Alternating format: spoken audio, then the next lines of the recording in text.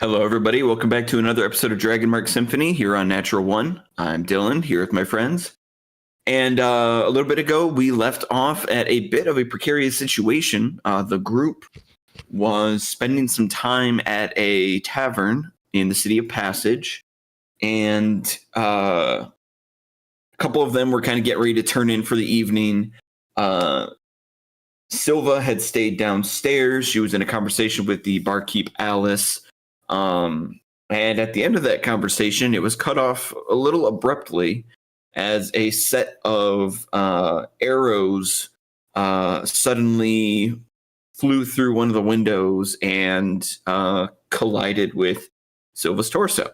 Almost immediately following that, there was an attack on the tavern itself as multiple of these large plant-like beings with multiple heads, razor-sharp teeth, flailing thorns, sort of burst out seemingly from underneath of the tavern itself and began to attack everyone.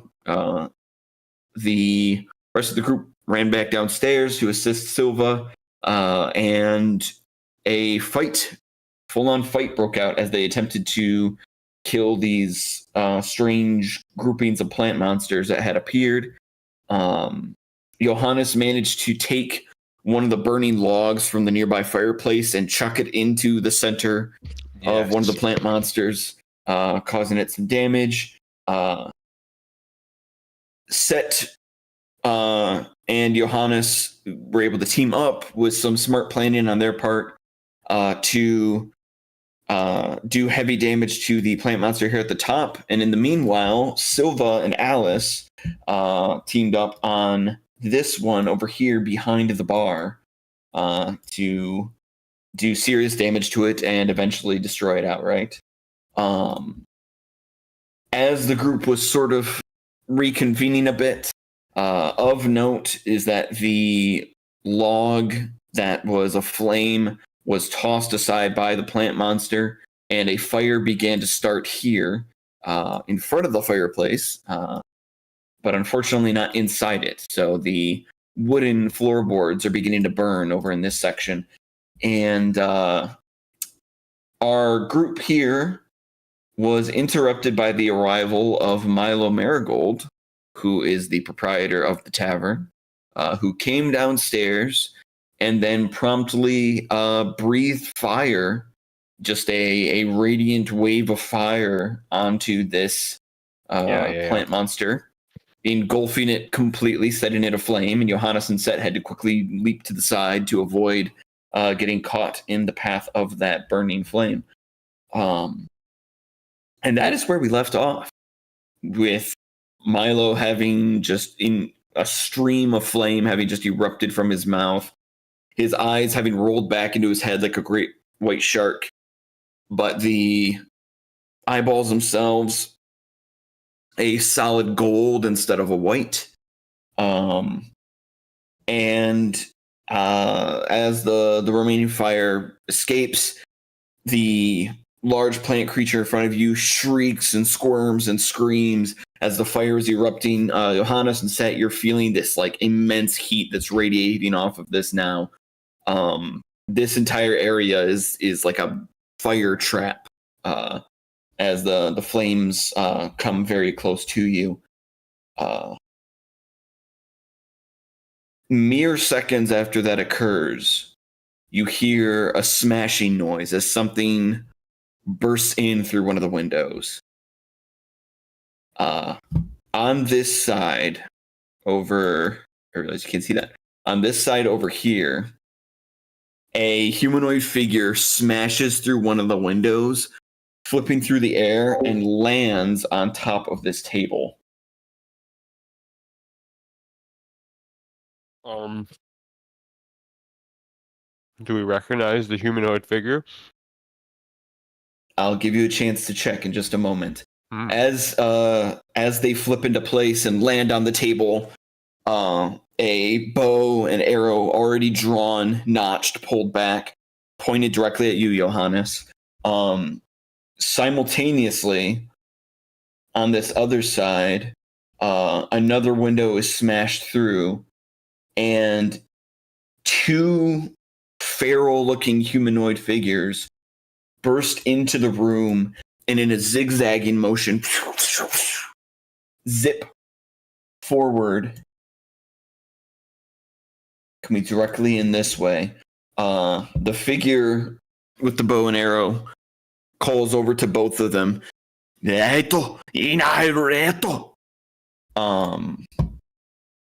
Does anyone speak? I'm checking right now. Yeah, Silva would be. Yeah. Oh yeah. Yeah. He speaks Silva. So Silva, because you understand the Sylvan language, you understand that it's like a crude variant, but you understand the figure to be shouting out to these other two. These other two take have been these two feral creatures plant? here. These two humanoids, not the plants. These two humanoids who have leaped in. He shouts across the way to these two.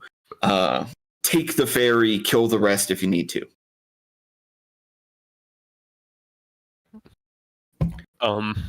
Concerning. And and with that, we are actually going to re-roll initiative for a new round of combat. Oh. Are the other plants done? So, this plant over here behind the bar is dead. I thought I had that marked last session, but maybe that not. one, yeah, okay. That one is dead. This one is technically not dead yet. I have to roll damage for it at the start of the round. So we're just gonna kind of leave him there for a moment. But the fire damage, it depends on how Milo rolls here. Fire damage could be enough to take it out. And then this one down here in the bottom right is still alive as well. All right. The question now will be, are they allied with the plants? So that is a good Things question. we will discover. That is a very good question. Yeah. Because the question, right? Are we being third-partied, or are they reinforcing the plants? I know, yeah. This is what we need to discover in this initiative during this. 1 second. There we go. Dylan, quick question. Yes. For our natural one charts, it's just any natural one, right? Doesn't matter what the roll was for. Yes, correct. If it's Cool. a natural one, we roll on the chart. Let me roll a d100. Go ahead. My initiative is 6, by the way. Okay, 6 initiative.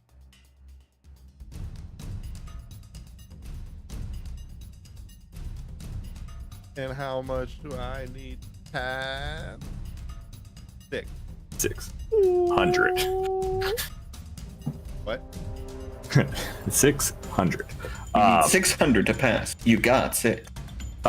73 is my d100. This might suck for you, I'm going to be honest. I mean, that's fine. Hey, Dylan, I got a question for you. Please give me like 5 seconds. This is this will not take long at all. Yeah, it will be just related. It'll be related to my initiative roll. But you can do that first. Back to that in a moment. It's not crazy urgent. All right. So Set. You are currently at full health right now. This dude's at full health. I imagine Hey, that's you wanna not gonna help? last for much longer. You're at listen. You're at full health, but it could be lower. So we're gonna take that point total that I see there, and we're gonna divide it by 4. I don't like dividing by 4. No, that's scary. Dividing by 2 is bad enough sounding. And we're gonna round down. Even worse. So you now have 7 hit points. Ew. Max, or like he just took like that much damage? He has 7 hit points. He rolled a nat 1, so it's, Oh, I see. I didn't hear that part. I thought it's like a mage did a cast or something like No. that. And I was like, but boys Nope. is susceptible to 1. Okay, so now, Marshall, you had something you need to bring up? Yeah, no, just to get the total of my initiative. What's 10 plus 9? 10 plus 9? Yeah, 21. It's 21. yeah. My total. 21? Okay, so 19. No. You said 10 plus 9. is this, Yeah. you actually and rolled? you said the answer, which was 21. I said 21 because I felt like it. The answer is 19. Yeah, well, the roll was 21. Who's making a reference? The roll is 19. Yeah, Okay, he's so- trying to be. He's trying to. Listen, Sorry, I yeah, was sorry. quoting. I was just quoting my favorite card counting film with starring Jim Sturgis. Because we all have a favorite Oh. Jim Sturgis film. We all know this. I Yeah, go for between sure, 21 dude. and Across the Universe. You know, I go back and forth. Yeah, definitely remember Jim Sturgis. I- Definitely I- remember who he is. High school me sure fucking remembers Jim Sturgis. Anyway, yeah. So Joe Martin 19. remembers Jim Sturgis. He is a handsome man. Okay. So 21, damn it. it's night. You said 10 plus 9. Don't give me that. We're not playing an extra hour today so that we can spend that hour arguing your initiative roll. We could do 4. It was just the thing was more just I didn't want to go. I can't go over the 4. Johannes, what is your initiative roll? Initiative? Oh, I did not make a Roll initiative, my guy. Sorry, the puppy was being a terrorist. 13. All right, 13. The what? Excuse me. He was being a trouble in terrorist town. Okay. No, I just heard like my Wow, wife like that screaming sucks. because our puppy bit her. Okay, so you're gonna go below.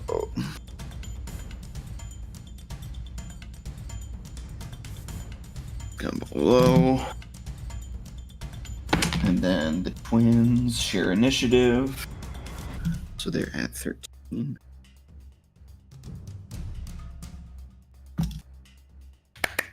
Okay. Excellent. So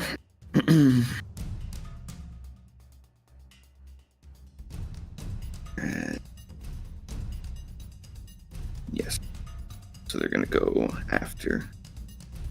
So not 1, 2, 3, 4, 5.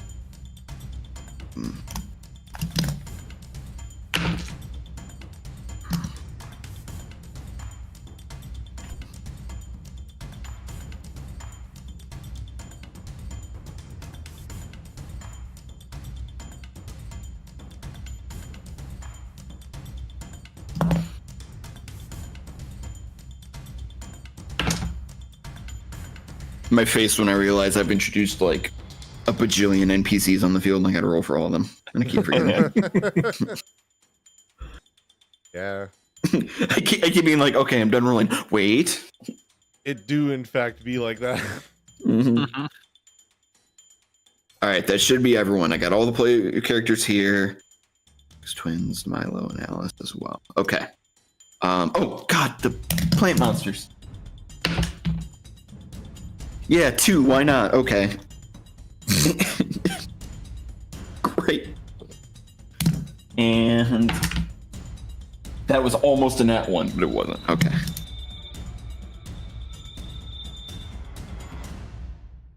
Jeez. Okay, everyone's here. Everyone is here. 2, 3, 4, 5, 6, 7, 8, 9. We have 9 people in initiative. Great. Okay. So,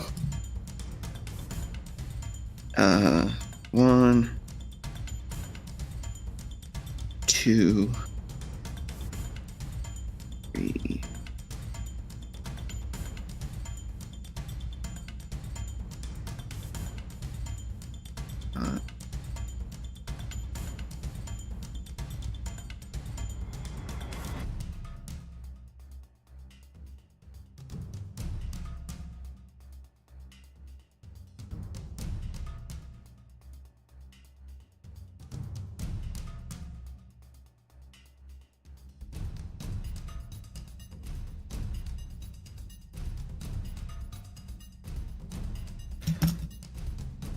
Okay. First up, Silva. Top of the round. All right. You're first to go. All right. I'll do like a momentary like point to, like the newcomers here, Uh-huh. like sweeping point, like they're not friends. As then I'm going.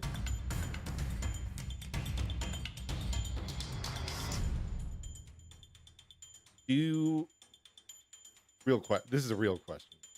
Yes. Do you recall how many rounds the last initiative was? That is a good question. I did not go back and count those rounds. Let's see how.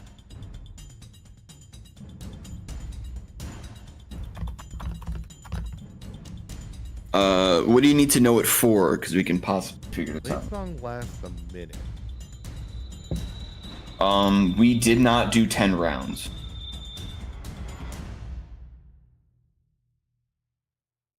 It'll partly just end up. I know that for free. We did not do 10 rounds. Yeah, in that realm. But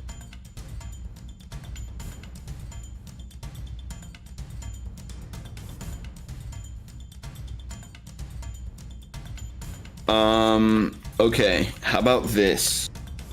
Because yeah, I know we were over. We did at least 3. I don't remember if we did more than that. How about this? Roll a d12 for me, and then subtract 4.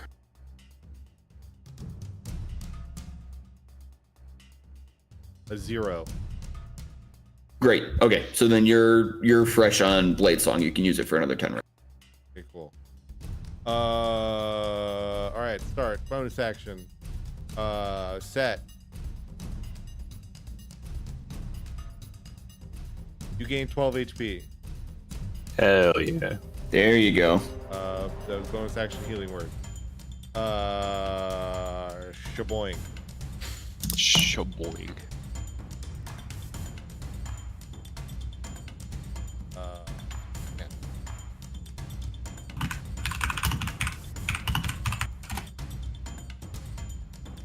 Roll the hit. Rolled over, but I know what it was. Bad. It is 15. I did do math. Math is escaping me for a second. 15 to hit. 15 to hit. Sorry, which target was that? The guy next to me. This one here? Yeah. Okay. Yes, that one. Where is he to you? Who? You gotta use more than the just guy in front of me. this person right here, right? He's in that spot. Okay, for me, he's directly in front of me. Interesting. On the Okay. map. Okay. Well, just leave him there, obviously. But Yeah. good to know I'm on the corner. Yeah. So those two figures, Yeah, one of 'cause them I'm is looking here, at him in two and the different other one spots is here. between my two monitors, I'm looking at him, that guy on the left, in two different spots. Okay. In my That's bizarre. personal control, like my Silva control, like part, he's here. Yeah.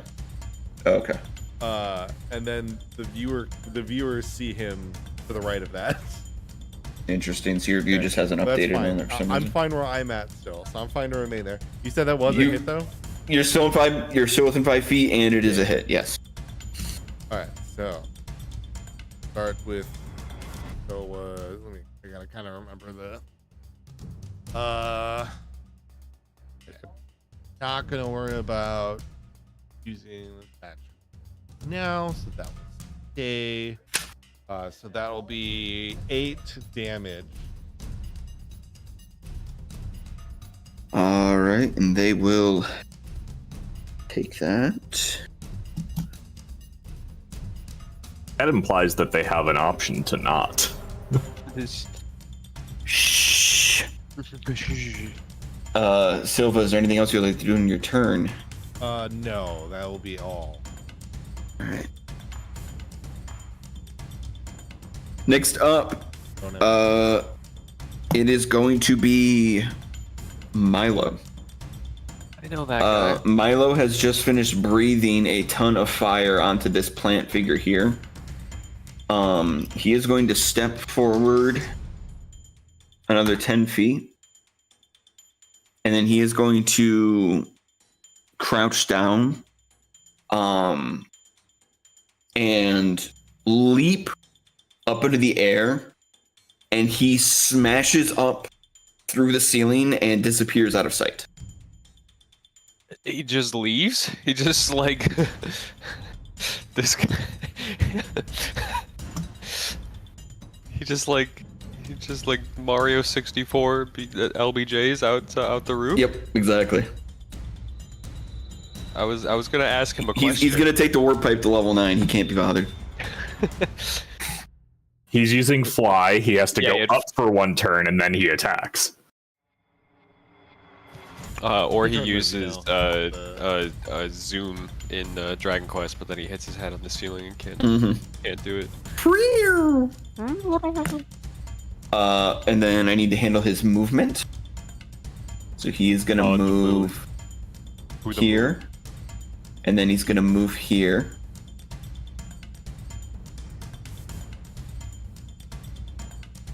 Right.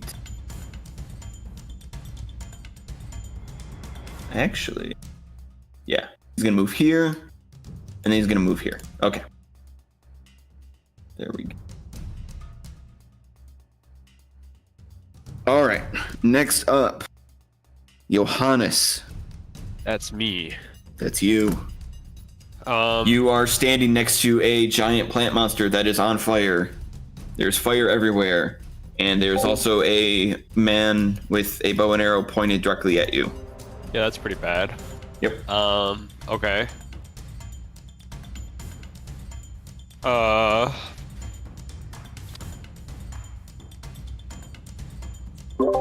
did the most damning thing I could. I pointed to all of them and said they're not our friends. Does any would gunpowder be considered like a spice in some cultures? No. No. Oh, okay. No. Well, I don't know if people get up to some stuff. You never know. Okay, I'm going to how far away is this?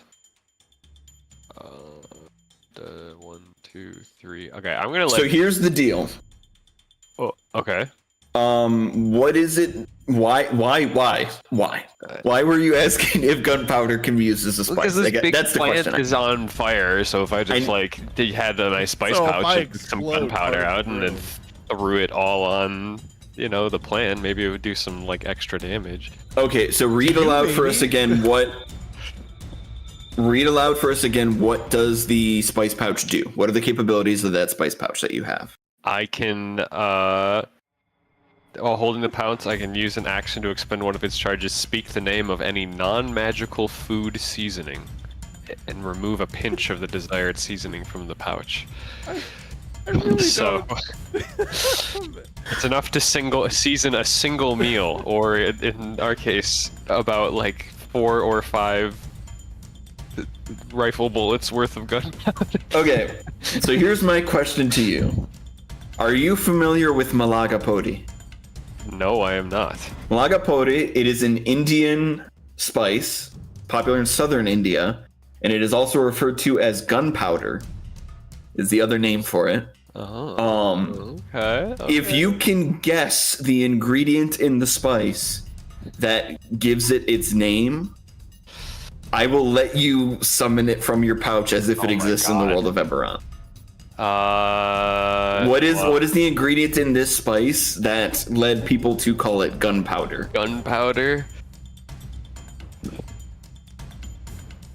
We're mixing real world history. Yeah. I'm thinking it's either some sort of dried chili or something like black pepper. Gotta choose one. I'm going with black pepper. Maybe it's just super simple. Maybe it's more just on visuals than the taste. Okay. So you're not gonna be able to find the gunpowder. You're gonna have to find another route. That's okay. The reason it's very funny is because dried chilies are used to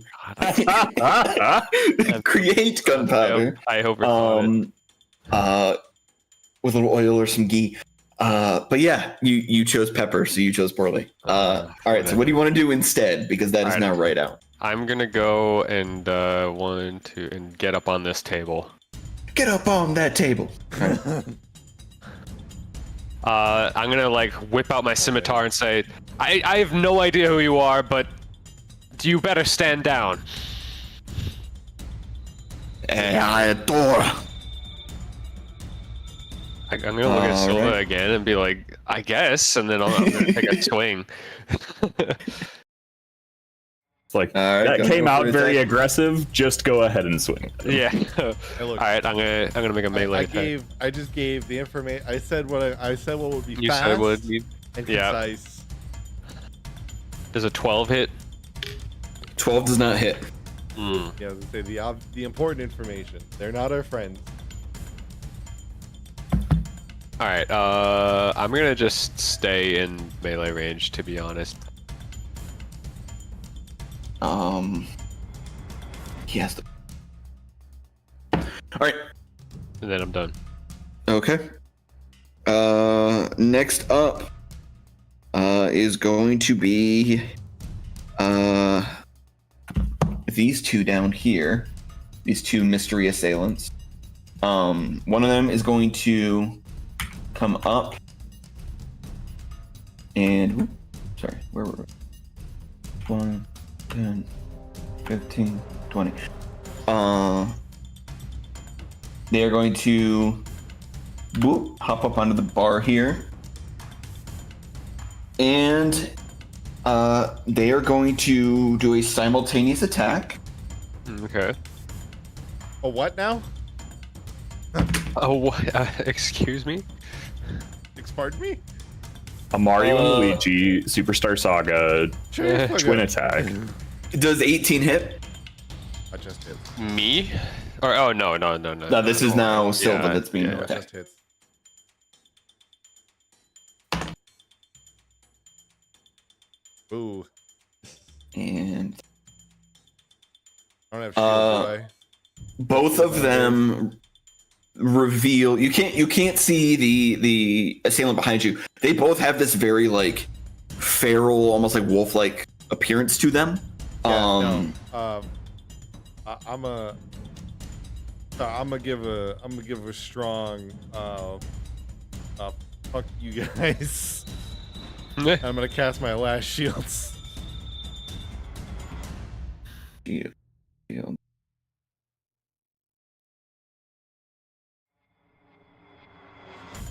There you are. Yes, because you can do that on reaction. So that gives you a +5 bonus to your AC. Yes. It'll miss now. Yes, it will. It will now miss. So, to finish the description, the one in front of you, very feral, almost like cat or wolf-like looking, fanged teeth, yellow piercing eyes with a vertical pupil,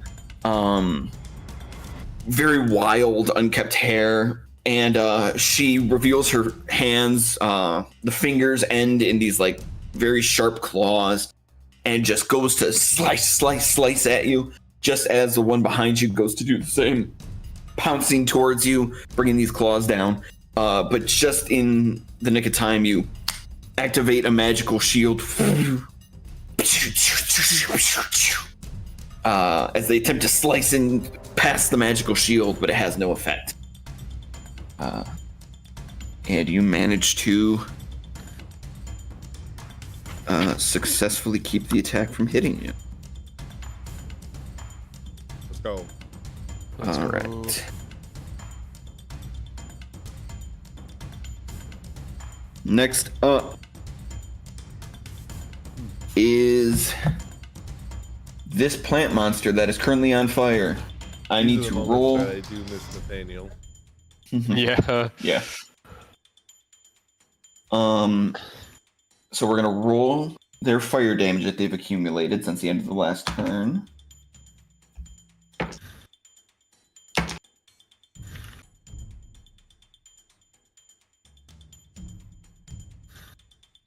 And I thought that would be enough because you guys had hit it a ton beforehand. The fire engulfs this plant monster entirely. You see the individual heads all shrink and melt and burn, charring into black under the heat of the flame. The screams withering out, giving way to the crackle of the fire as this creature sort of burns down into a mess of bramble and teeth. And it is now dead. Yeah, residual Yeah. damage. Let's go. However, that fire still continues to burn. And if any of you were to step into its space there, you do risk taking fire damage. So you're going to want to be careful. Okay. All right.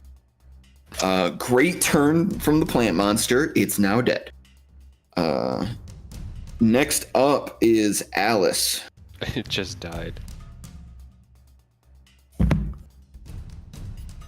Alice still has her axe. She's gonna call out to Set and just say, "Set, get away from there. Back away." And then she is going to she's gonna do a little dashy poo. Get over here. She's not gonna be able to attack on this turn, but she's gonna get herself in range to assist Silva with these other assailants. And then we're gonna have speaking of, Set, it is now your turn. Okay, cool.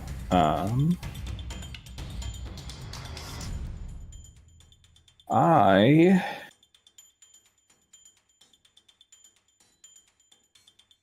30 feet. 10, 15, 20. I'll move there. And He runs away. How dare you? I'm going to pull my short bow out and fire at the one that Johannes is engaged with. All right, this guy right here. Yes. Okay. Go ahead and roll for that long range attack. 23. That will hit. Roll damage on that arrow. Okay, that will do 9 damage on the arrow plus sneak attack for having an ally engaged with him. It's an additional 3 points of damage. Okay. And then I will also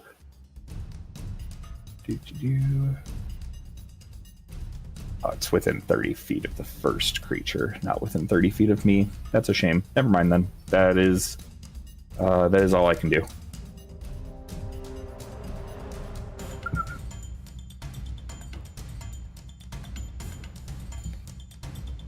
All right. You fire off that bolt. Sinks right into his shoulder. He goes, yeah! The bow and arrow that he had aimed at Johannes before, he's forced to just kind of pull it down.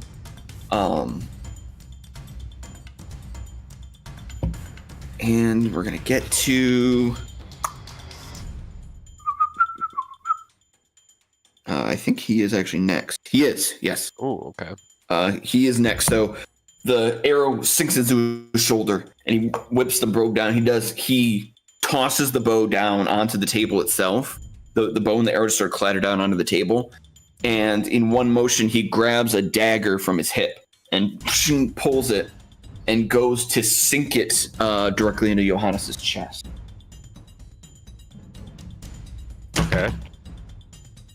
Oh no, I can't. That will also be an 18 to hit. Oh my, that's gonna hit me then. Okay. I think. Wait, let me double check. Yeah, check that EC. Yeah, 15. I'm going to uncanny dodge though, Okay. so I take half damage. There we go.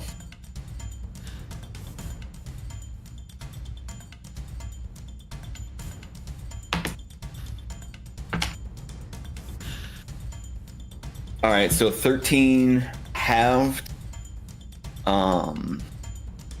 That would be 6.5 round down. So you take 6 points of damage. 6 points. Okay. Yep. But you do feel as the blade stabs into you, you feel something from the blade immediately begin to kind of like course through your body, and you feel your heart rate elevating. You are now poisoned. Ugh.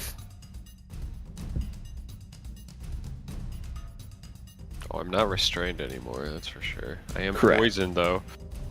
Yep, so you're gonna have disadvantage on your attack rolls and ability checks. Okay.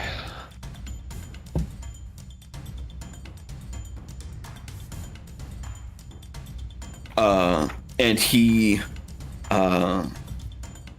stabbing the blade into you, he keeps it held into your chest, and he says, "Ja, Thor, him gör mig mer."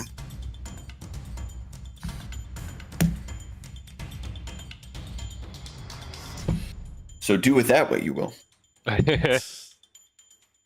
Yeah, and you too, pal. Same to you, yeah. Unfortunately, Silva is too far away to be able to translate. Yep. And all I'm getting from these two are just things like. Yeah. There's not a language that comes out. Not one that I'm familiar. So you guys stab that into you. Yeah. He's not going to be able to run that. Okay. So that is going to be the end of his turn. Keeping that blade held in there. And that is going to bring us to the last member of the DK crew, the plant monster down here in the lower right corner. This flame is continuing to grow larger and larger as the wood burns. And it is freaking this guy out. So he is going to flail around, and he's gonna, you see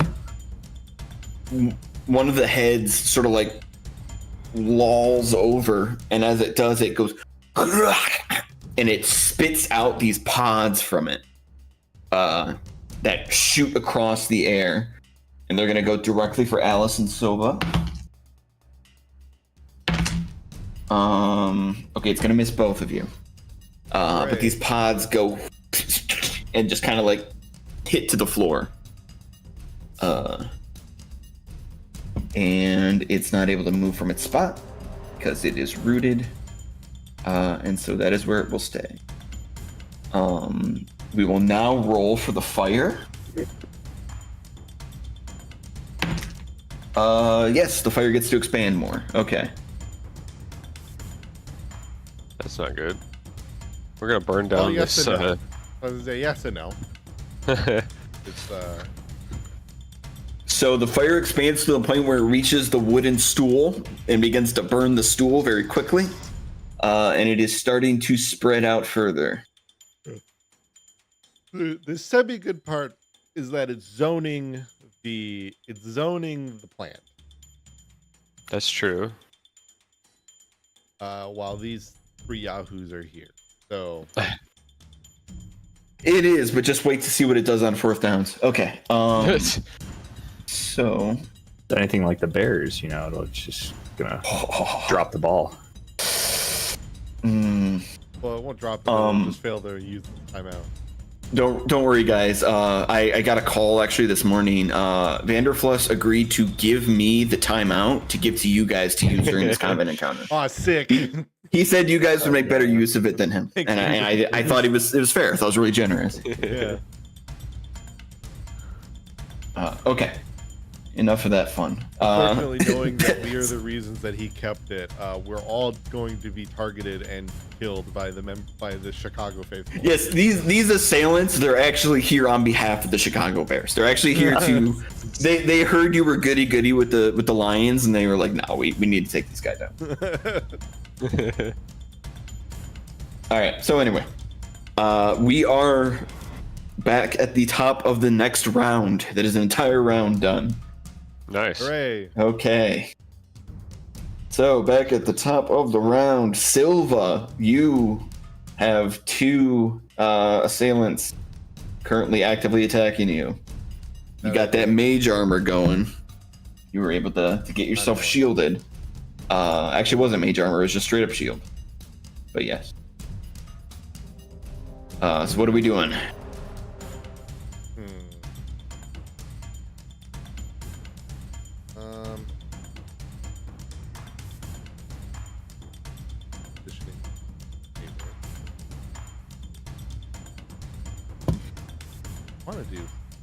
Want to do?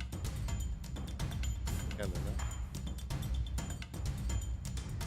Got it. Okay. Other bonus action. Don't have any more bardic. Womp womp.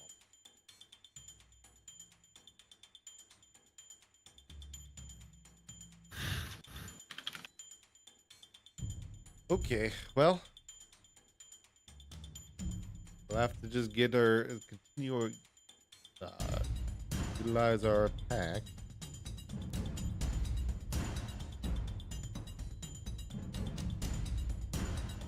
Alright, so that is a 17 to hit the same one as before, so this guy.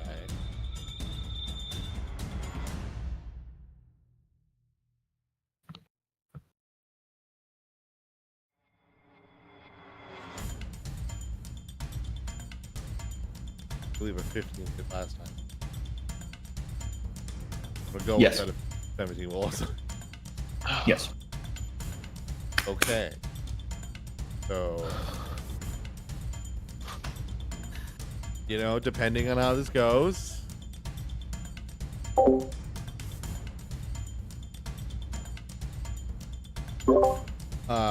That'll be 8 damage. To this assailant, correct? No, the other one. This one. One I Okay. heard earlier.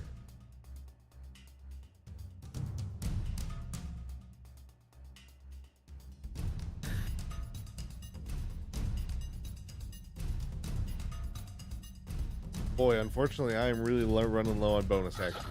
So,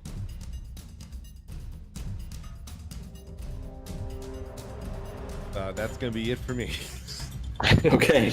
Understood. So you strike into I'm quite this spent. person, and something really interesting happens. And you easily, with your passive perception, pick up on it. You strike into this assailant, and they let out a snarl and a bit of a yelp. And when they do, the one behind you does as well.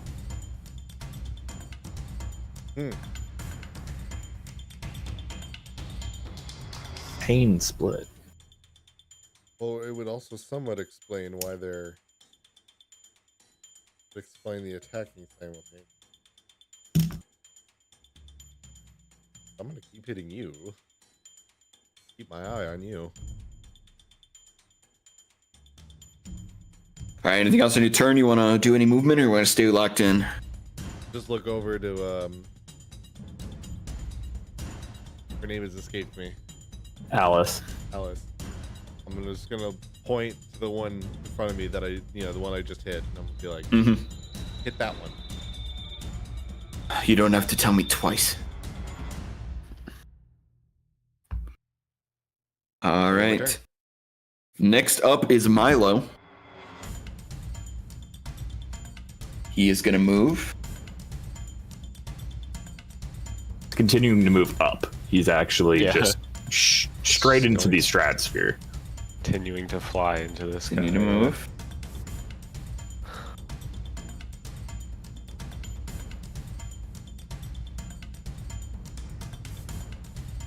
And then he's gonna do that. All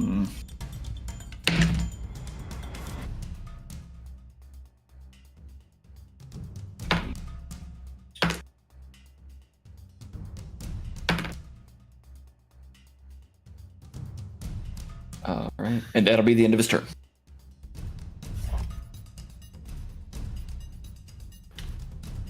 All right. What was it? Who's to know? Johannes. It's now your turn. Man.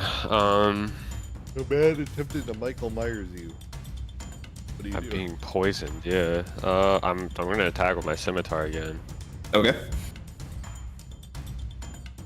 It's a 20 hit. It will. Can you do me a solid real quick? Yes.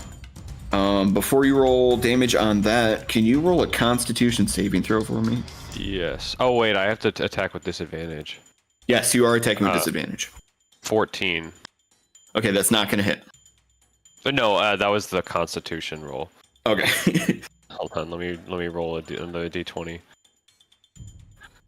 All right. Does a 12 hit? No. Okay. So you miss. The 14 wasn't. I was gonna say, I'm feeling. I have a So feeling. all right.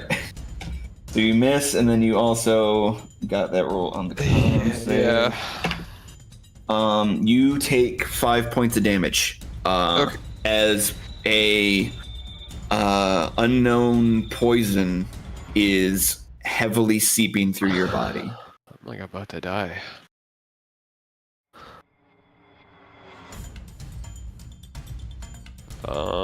Okay. I end my turn then.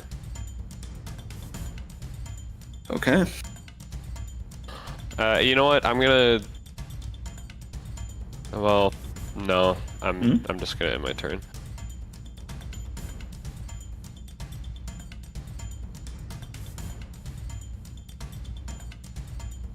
Okay. In that case, we're gonna jump over to the twins here. No momentum.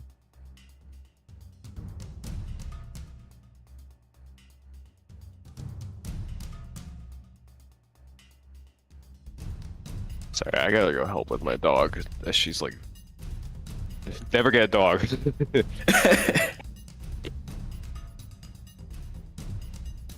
All right, so with both of them stepping away, I'm gonna roll.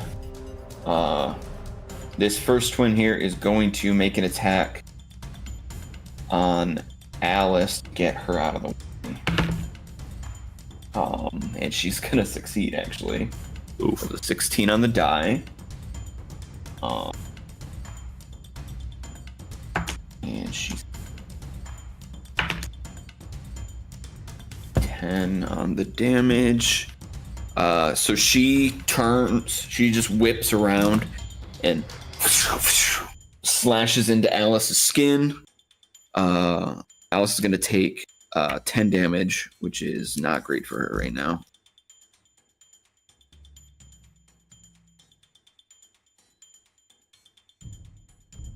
All right. And once Marshall gets back, we will handle number 2.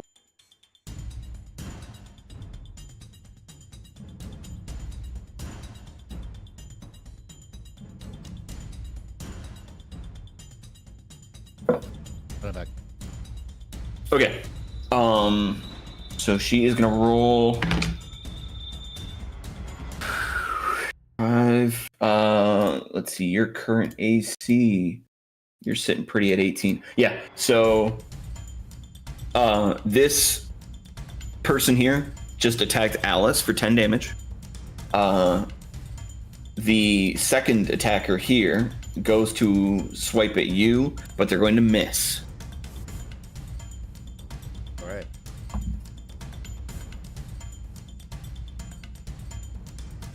Next up, number 5, Northern Plain Monster. You are out of the initiative. My pen has died. Cooked. We're gonna make that work. Straight up cooked. Yep. Let him continue to cook. It is Alice's turn. Alice is going to... She didn't like that very much, so she's going to take her hand axe that she's got, and she's going to swing right for this assailant's head. She's aiming for the neck with the intention to decapitate.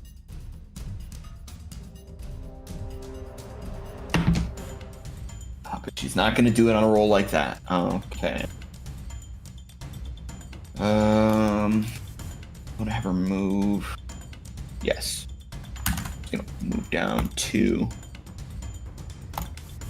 So that you two are now flanking. Go. They're diagonal. Okay.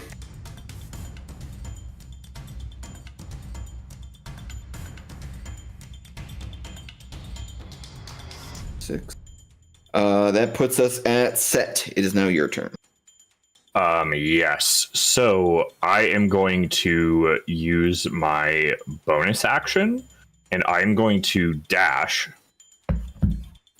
which, utilizing my movement as well as the dash, I'm going to get up behind this guy.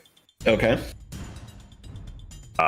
Using my rapier, I'm going to attack with advantage from flanking. Yes, absolutely. Okay. It's an 18 and a 24 to hit. That will 100% hit. All right.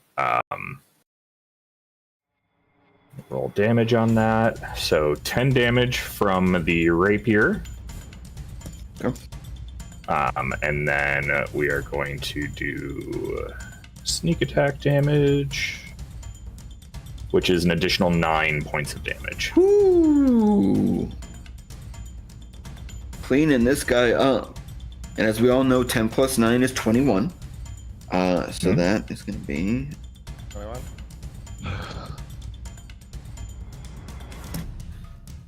Wow. He is still standing, but you slice into this guy, blood spurting out from his back.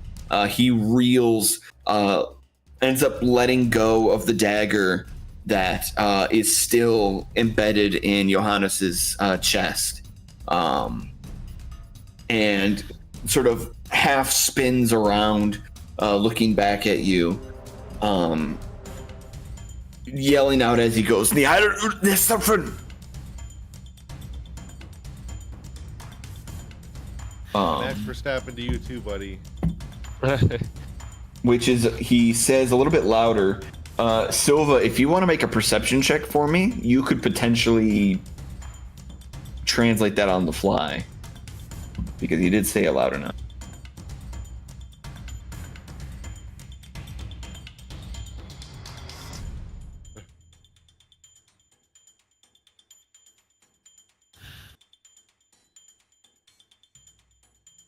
That is a 23.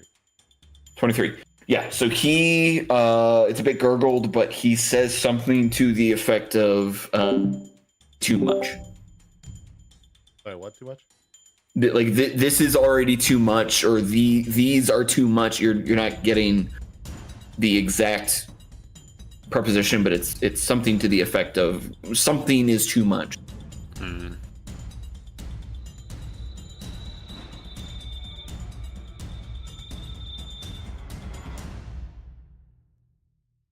I'll make the response. I'll say, I'll just quickly kind of yell out, "Leave him alive!" I'll kind of point to that guy. Okay. Johannes. Okay.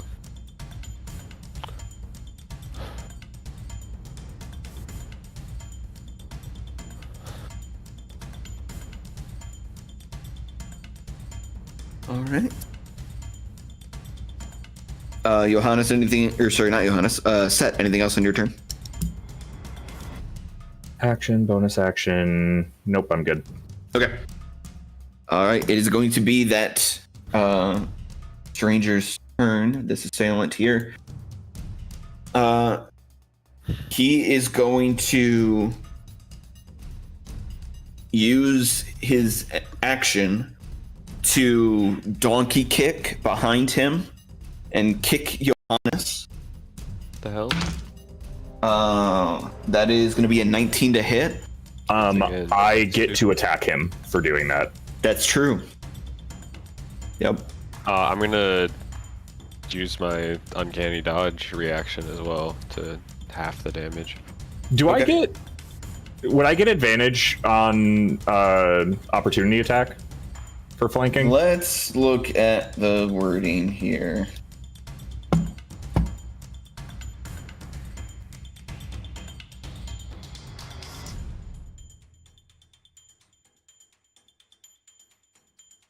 Well, okay, hang on. Because an opportunity attack is usually movement based. It's if the but I have person Sentinel. moves away from you. But you have Sentinel. Yes, which means I get So we need to attack. look at how Sentinel is working.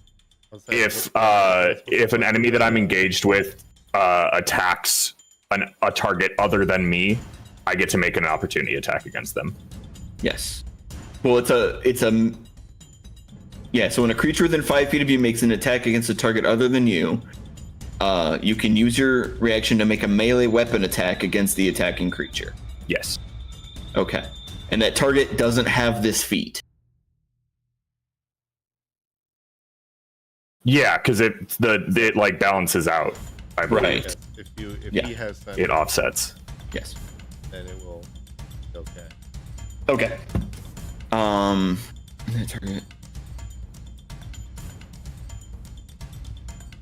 Yes, so you would use a reaction to So your attack okay. So your attack is gonna happen first. Yes. Your attack will happen first, and then immediately after that, we're gonna handle the damage and the result for the attack against Johannes because it was successful. Okay. But I want to confirm if I get advantage because we're still in the flanking position. Yes. Okay. Then I will 16 hit.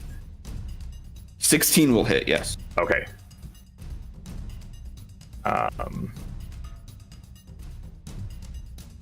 That will be 11 points of damage. Yeah, okay. He is very bloodied.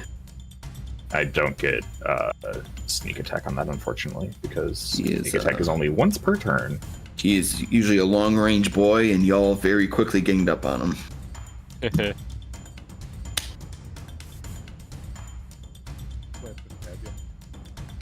Well, okay, this is another semantics of how this functions. Sneak attack specifies once per turn, not once per round. Yes. So because my turn was over with the end of my attack, and this is now no longer my turn, do I also get to apply sneak attack to this attack? I would say no. Okay. That's fine by me. Your turn is already over for this round. It would have to be the following round. Okay, so basically we would apply that as a once per round you can use sneak attack, not how it's phrased, which is once per turn. Because that's why I'm like, we're getting into semantics with this. But I default to how you will rule on that. Anything I can, but if there's been semantics or if there's been question out.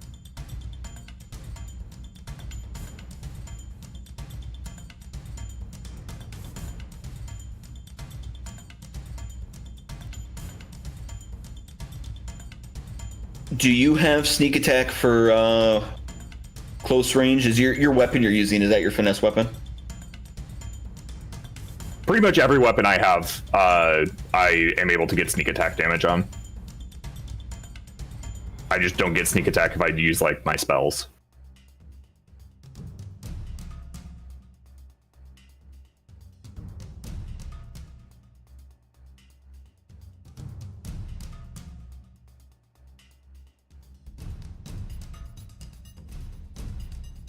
Jeremy Crawford has stated that it can in fact happen on a reaction and technically occur more than once in a round. Okay, then I'll allow it. Okay. I saw the first thing I trust Crawford. and I was like, yeah, that was the thing. I was like, I need a legit person. And then I found It's a only an Jeremy additional Crawford. 2 damage. Yeah, then Okay, I found 2 damage. a Jeremy Crawford thread, and I was like, okay, I can go with that one. Literally the minimum amount of damage I could have rolled. I rolled 2 ones. So Yeah, just to say. Okay, so you continue to slice further into him as he rears back and kicks back with his foot. Johannes, you feel you take the full weight of this boot into your torso. Dagger is still, in your chest, and you feel yourself thrown off the table from the force of the kick. Oh my god. And Into you are propelled back 15 feet, which is going to put you right into the fire. Johanna's about to die.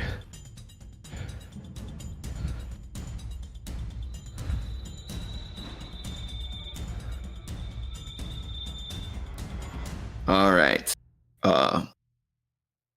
So that is gonna be, and then Ilfex does still have movement. no, he does not, because I hit him with my opportunity attack. He doesn't. His movement is reduced to 0 for his turn. Nice. That's why I got up close and personal. God damn. All right. Oh, you're right though. The annoying part is that you're right about that. Okay. Okay. All right. So he does not go anywhere. He is locked in with you.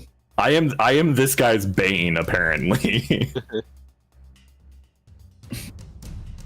Yeah, he was not ready for someone like you to. All right. So it is now. We're gonna come down here to this plant monster.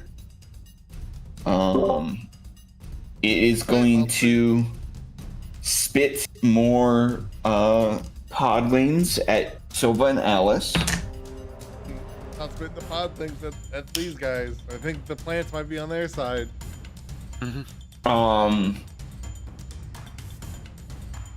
Alice is going to get hit. Oof. She's going to take 5 points of damage. That's not bad. Pretty low rolls. How about the guy we're fighting get some low rolls? And then My ass. that is a 20 to hit on Silva. So I'm assuming that is going to hit as well. So I believe Silva's still at 18 for her AC. However,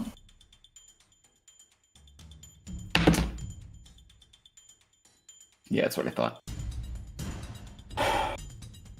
A few of the pods shoot out. These projectiles fire out from the mouth of the creature, heading straight towards Silva.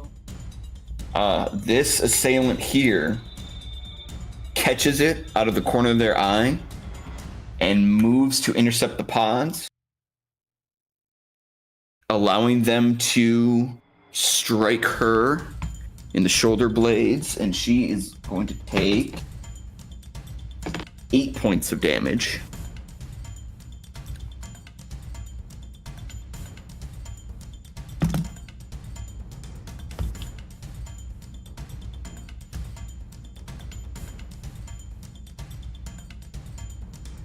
All right.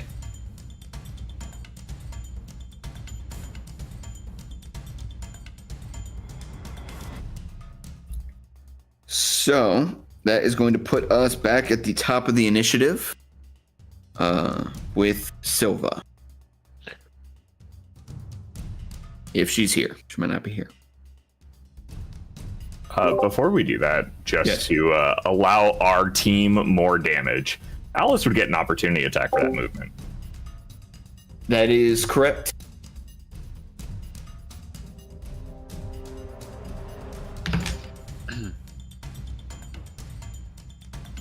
She's not going to hit with a 12. though. Yeah, +2. So she's not going to hit with 12. Really.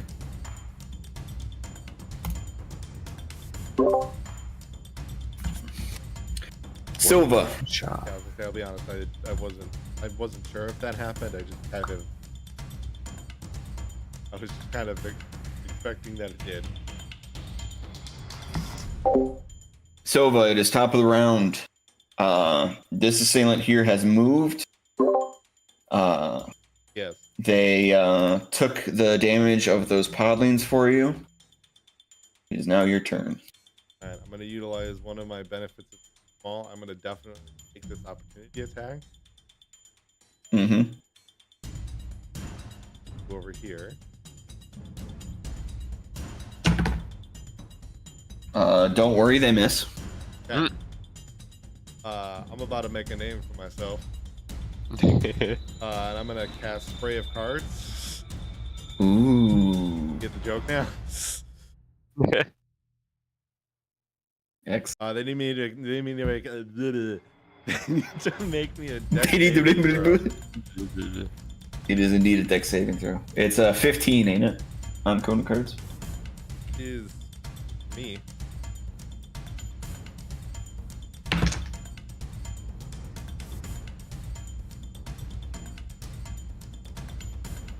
Is your cone? Because I don't have a cone on the screen for you. Is that going to be both of them? Yeah, well, it's 15 feet, so it'll be. Mm-hmm. Yeah, 'cause it'll go 1, and here. Yeah. Yeah, so they'll both need to roll. Okay. She saves. Whoop. She saves. She does not. Okay. Full damage is 10.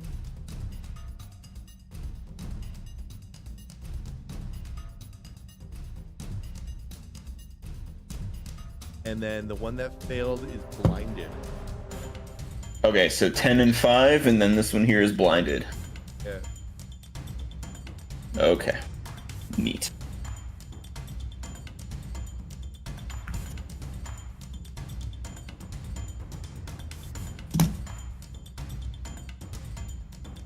All right. Anything else on your turn? No, that'll be it.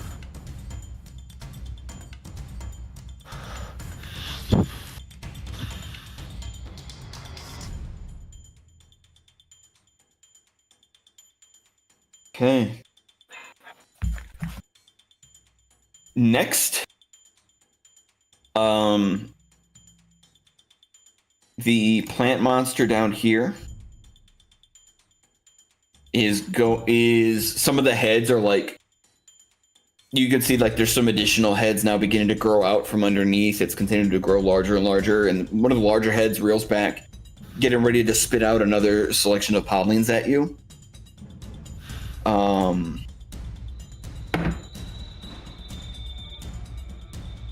As it goes to do so, something immense and gold appears out of nowhere. A seemingly almost like a rift opening underneath of the plant monster. This gold light that is then diffused by an enormous shape, too fast for you to be able to interpret what it is, as it crawls up from below, wraps itself around the plant monster, and drags it into the depths below. Nice.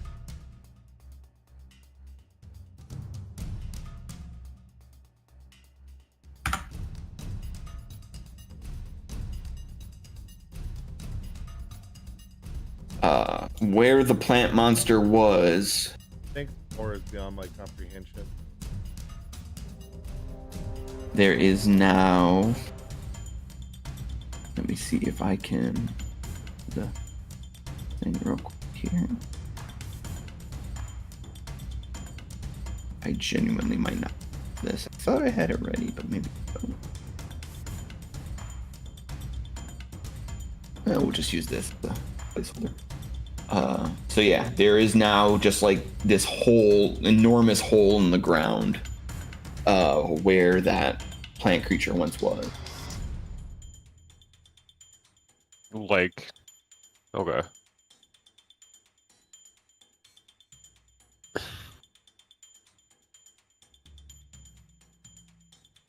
What is happening in this building, man? That's a good question, Johannes. It's now your turn. I'm gonna get out of the fire. Am I on fire? Yeah, so first and foremost, you're gonna take, starting off your turn in this fire. So you are gonna take another 4 points of damage. I'm looking real bad, guys. I've taken like 30 points of damage this fight. You know, I've really tried. I know, I believe so. The guy just hit an 18 every single time he hit me. Am I on fire? You've successfully moved yourself out of the fire now. Okay. Yeah. Are you on the table? Mm-hmm. You are, okay. Yeah, they're table hopping. You know what? Instead of going that way, I'm gonna go back on. Back in the fire. I'm gonna go back on the table, just the other direction. I'm gonna he's gonna kick me into the flames, and I'm gonna I hate to be a pedant. So you're running back through the fire to then get back up onto the table. Oh no, I was gonna mulligan my movement, but yeah, you know what? I should. Yeah. Do it for real. Like I say, I'm being a pedant, but 3, 4, 6. Okay, I'm gonna go on this table for now. Is there anything on this table? No, cleared off. No. Okay. That's I'm gonna drink one of my healing potions then. Nice. The ones we just bought, but.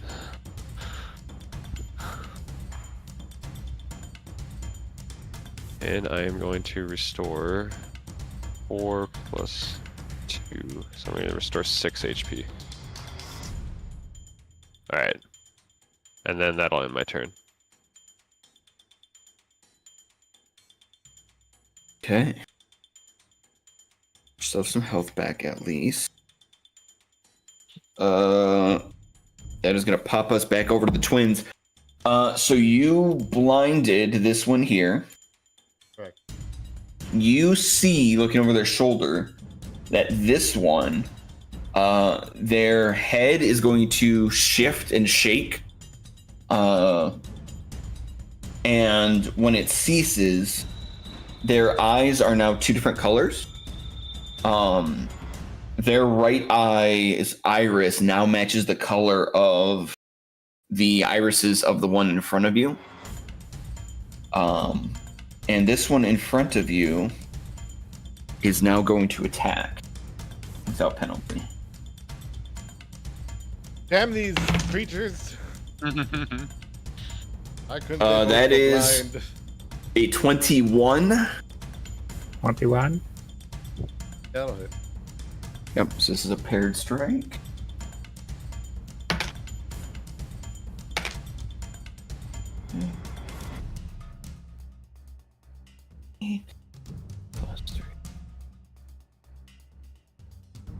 Alright, so you're going to take 11 points of damage as the one in front of you slashes into you.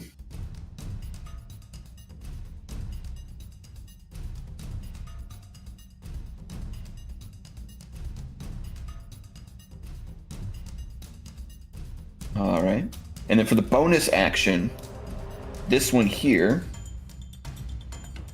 is going to withdraw something from their belt. And it's like a semicircular wooden contraption, and they're going to click it, and a whirring sound comes from it as something winds up inside of the contraption. Oh no! And they're just gonna hold it. It's a bomb.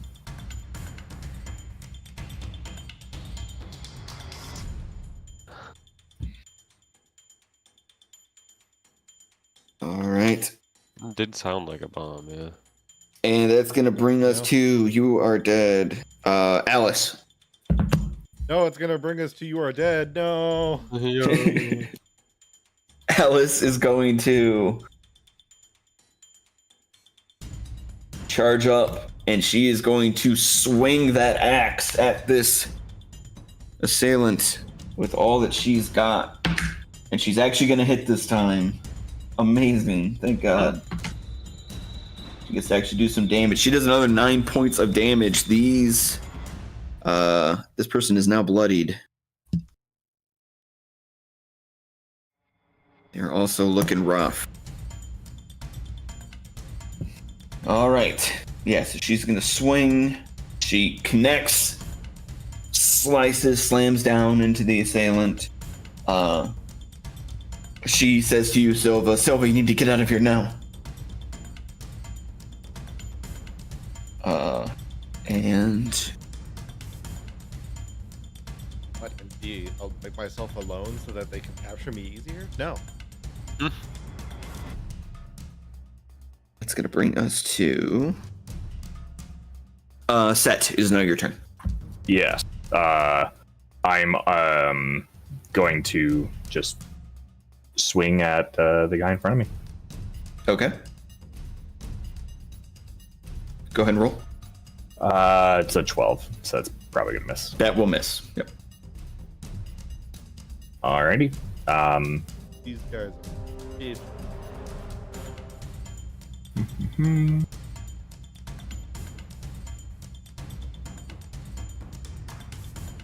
All right. You want to do any movement or? Nope, that'll be it. Okay. That's gonna get us to. That'll be his turn now. So he is going to. I gotta pull this up, make sure I got this.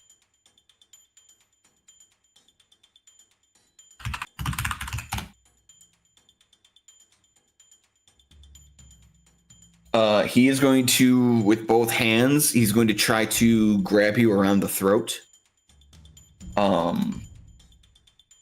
need you to roll me either a strength or dexterity check. Just a dex check or a dex saving throw? It'd be a check.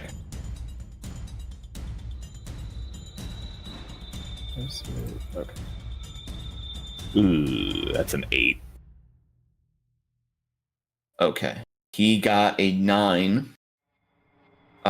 His hands are gonna reach around your throat, and he puts the pressure downward into your collarbone, and just kind of holds you there. He's got you grappled now. And as the blood is just like pouring from the wounds on his body, he looks at you with these like piercing green eyes, and he says, "Not your fight. Leave now."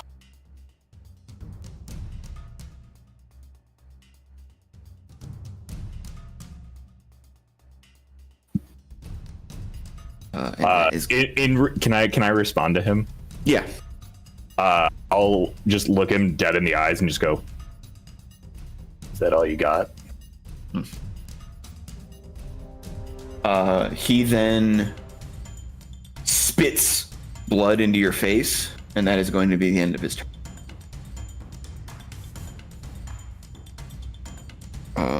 That is going to put us, because that plant monster is dead. So that's going to put us back at the top of the round. So we are back to you, Silva. All right. Well, they may have.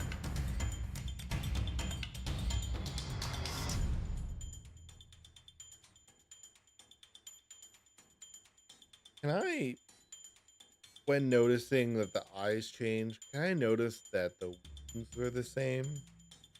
Or did those also change? You can make a perception check for me if you want to kind of get more in depth on that. 6. Mm-hmm. So yeah, you perceive that with the changing of the eyes, you put together in your mind that they have somehow this other assailant on the bar has somehow like shared their sight with the one in front of you so that it was able to attack you. You do notice that one of the wounds, kind of up near the collarbone here, is almost perfectly mirrored on the other assailant, as if they were struck in exactly the same place, even though you know that you have not physically struck that other one.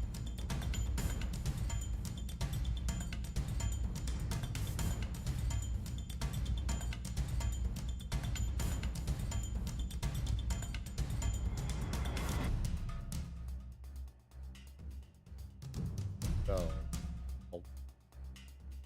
I'll strike with the rapier.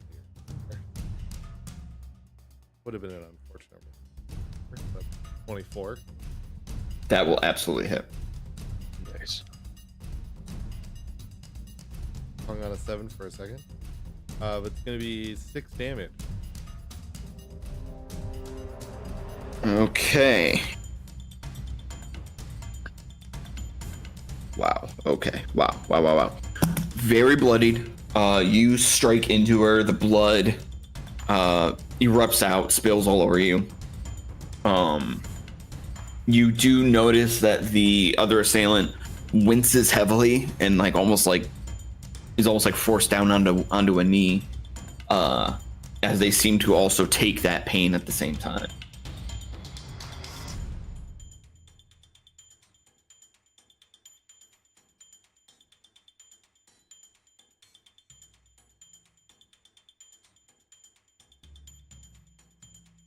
Gotcha. All right, that'll be my turn. Okay.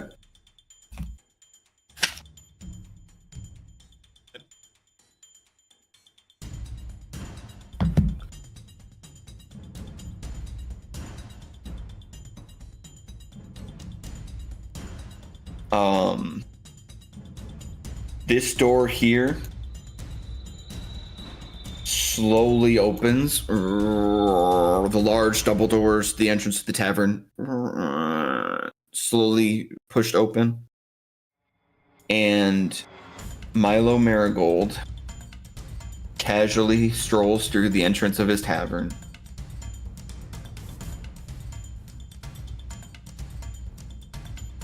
And walks forward. Milo?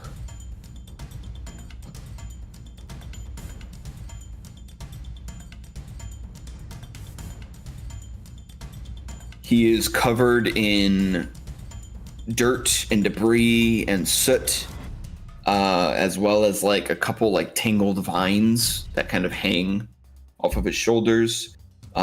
His hands are bloodied. His face is smeared with grease and stone residue, and his eyes are still completely frozen over in gold.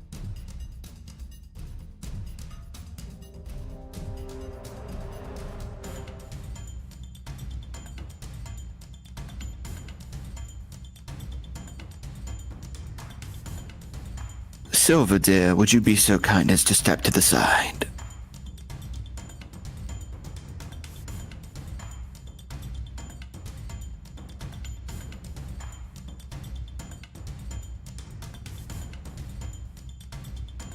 And that is going to be the end of his turn. Cool. Johannes, you are up. I see Milo. I'm just gonna call out to him. Milo, what's going on? He does not respond to you. He does not respond. No, he doesn't even look at you. I don't know what to do, man. This guy's pinning Set down, right? You're just choking me. He's choking you. Just a casual choke between friends. Can I like jump? Can I like jump from the edge of this table onto him and try to like shove him off, like mid jump? That is quite a leap. What is your what's your jump distance there? How do I find that again? Look at you. How do you calculate the jump?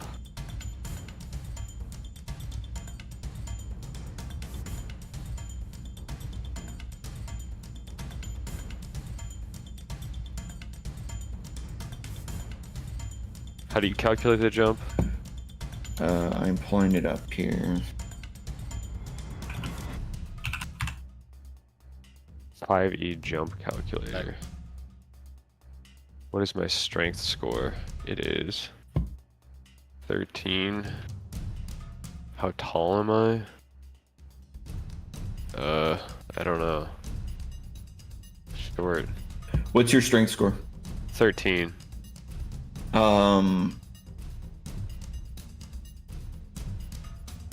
Okay. Are you? Let me see. Yeah, so you're right at the edge of the table. Yeah. You are going to be.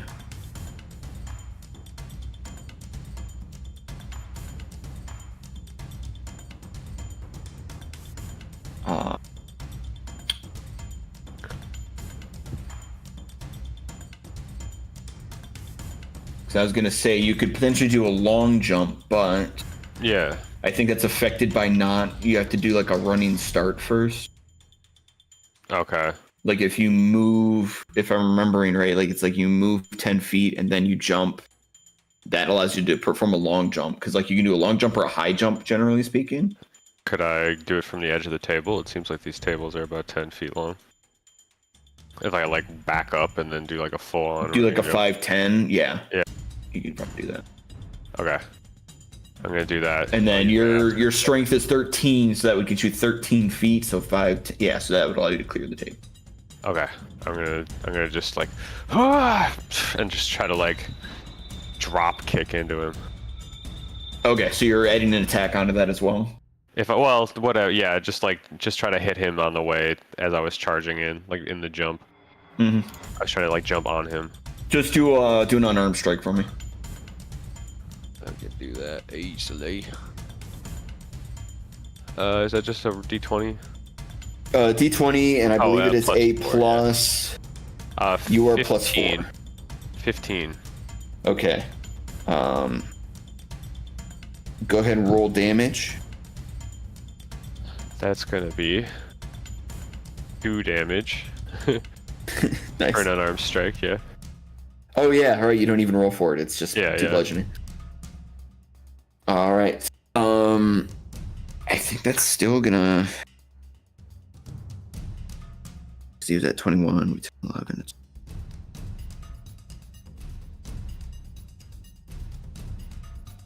11. Do you want this to be lethal or non-lethal? Non-lethal. I wanted Okay. to just knock him off. Set. Okay, so you leap across over to this other table. You tuck your legs in and kick with both feet down. He only has a second. He's still, grasping onto set. He only has a second to look up as your boots collide with the side of his face, and the force of you kicking into him just knocks him away. His grapple on set, I think, is gonna break. Yeah, it is, especially with a roll like that. It is set. You feel his hands leave your neck as he is propelled away from you and knocked off of the table, prone onto the ground over here. As Johannes just like slams down on the table.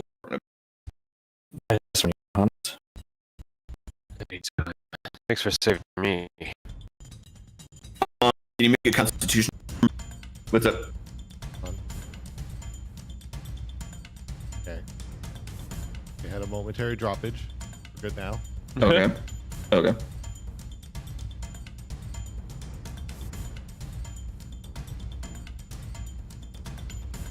All right. Are we good to continue? Yeah. Okay. All right. So Johannes and Set, you are now both on that table. Johannes, you've still got a blade buried in your chest, and you are still taking poison damage from it. Can I use a bonus action? Well, I probably shouldn't take it out if it's in my chest. Can I not? Yeah. Yeah, any chance you could just like quit it, dude? Excuse me, DM. Hear me out. No? What if you stopped? What if you just We didn't. stopped? Yeah, I don't want to take that out. That sounds like bad. Usually you don't take a blade out that's buried in you, even if it's poisoned. You let me know one way or the other what you want to do. You know what? I'm gonna take it out. All right, you're gonna try to remove it. Yeah. You pull it out. You are going to take just another point of damage Okay. as you remove it. I'm just gonna and like get like collapse a little bit to my knees. All right, so the blade is now out of you. The poison condition is still in effect. Yeah. Has not been removed.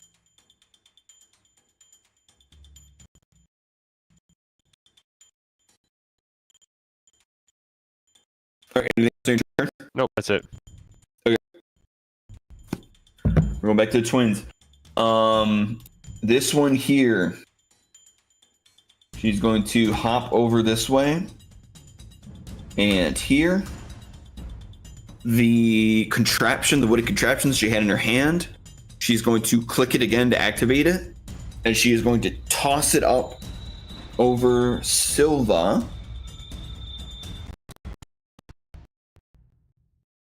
And It's a fairy containment unit.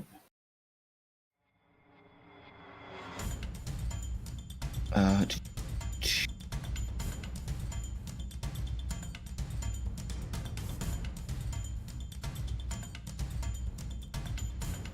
Jar can hold me. She's gonna have to roll. And okay, so I need you to make a dexterity saving throw for me.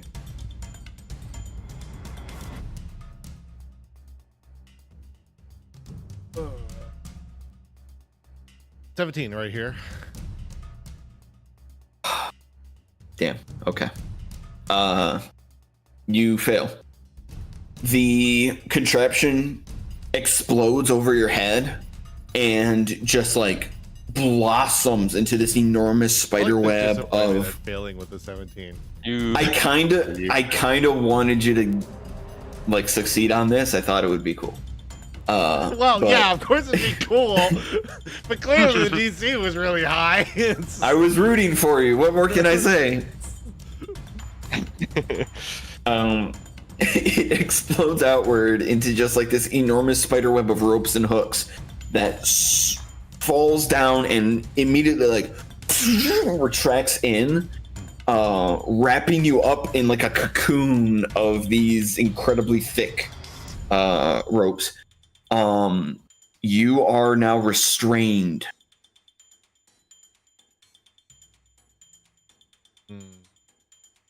You now have the restrained condition. And what that means for you is that your speed is 0. You try doing that on my character sheet? I clicked on it to pull open the thing. I might have clicked the actual thing. Because it broke me, is what it did. Great. Perfect. I've tried to reload. I'm good now. Yeah, so part of the restraint condition is that it breaks your character sheet. So yeah, your speed is 0. Any attack rolls against you have advantage, and your attack rolls have disadvantage. And you also have disadvantage on any dexterity saving. Yeah.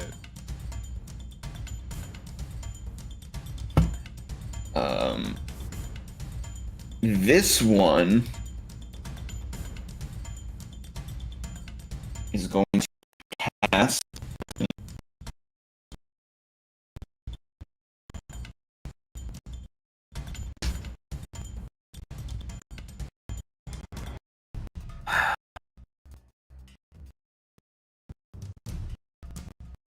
what a perfect time to get a natural one. Perfect. Literally What a seconds terrible away night for from a curse. achieving what they were trying to do. And this is when we're gonna get the natural. Okay. Well, this, you know. Yeah, I would otherwise hope I'd have friends to help me out, right, guys? Looking behind me. Milo. No, I mean Milo and Right. I'm more referring to Milo and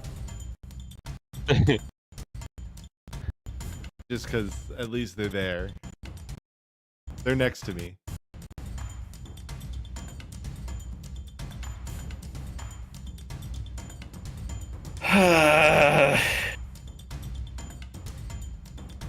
It's gotta eat more hot sauce.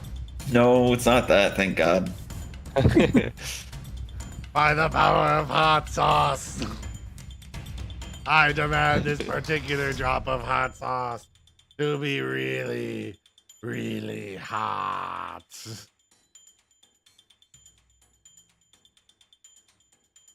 All right, so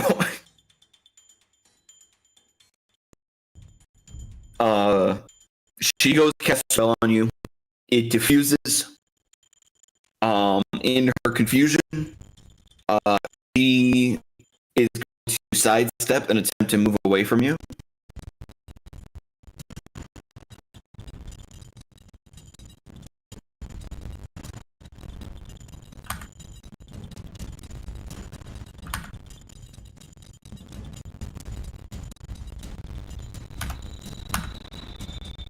Okay.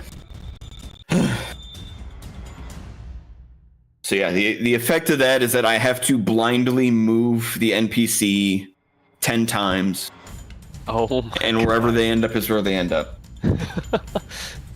As you can imagine, I was terrified there that I was going to somehow move her into this pit, Yeah. That would have been hilarious. which would have been so funny. Just like we finally caught you, and then just blindly runs into the pit over there.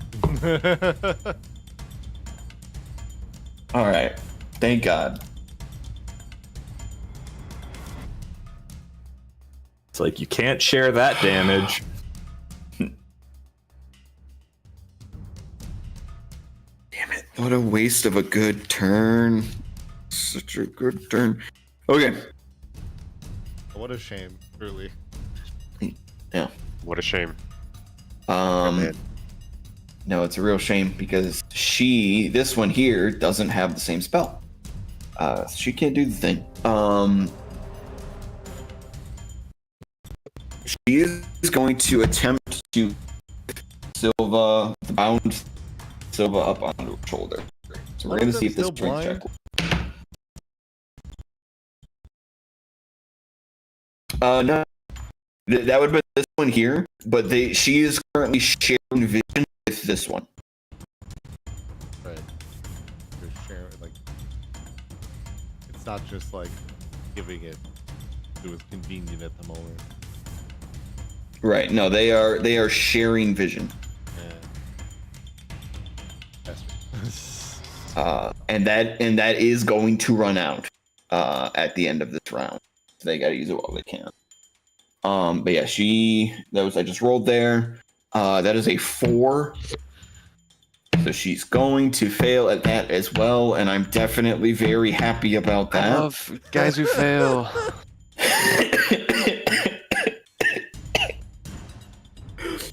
Why would you want me So to close. be kidnapped? Qualities I'm looking for in a date: guys who Yeah. fail, long walks on the beach, DM, why would you want me to be kidnapped? DM. Netflix and chill, guys who fail. DM. Yeah, so she attempts to go to pick you up, but unfortunately fumbles the bag, and just sort of drops you on the ground. So you're just Common problem prone on the with ground, trying to currently pick wrapped up in these I hooks understand. and ropes. Yeah, deep. Yeah, so that's gonna be the end of their turn. What an absolute mess that was. That's infuriating. That's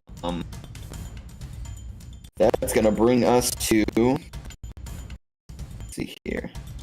Alice and the knee, right? That was 4. Yes, Alice is up. So this is, you know what? This is what we're gonna do. Fuck yeah, of course you would. So Alice is going to go to pick you up, Silva, and she is successful. So Alice, seeing what's happening, Luckily, I would let Alice pick me up. it's a good point. Do you consent? Yes. I know you are restrained. Okay, great. she is going to see what's happening, and she's just like, oh no, you don't. And she's gonna reach down, she's going to grab you, fireman lift you up over her shoulder, and she is going to sprint back and flip up over the bar with you still holding you back up behind the bar and lay you down there for safety. So you are now down behind the bar, fully restrained still, and she's going to get to work on starting to try to free you from these restraints while you're back there.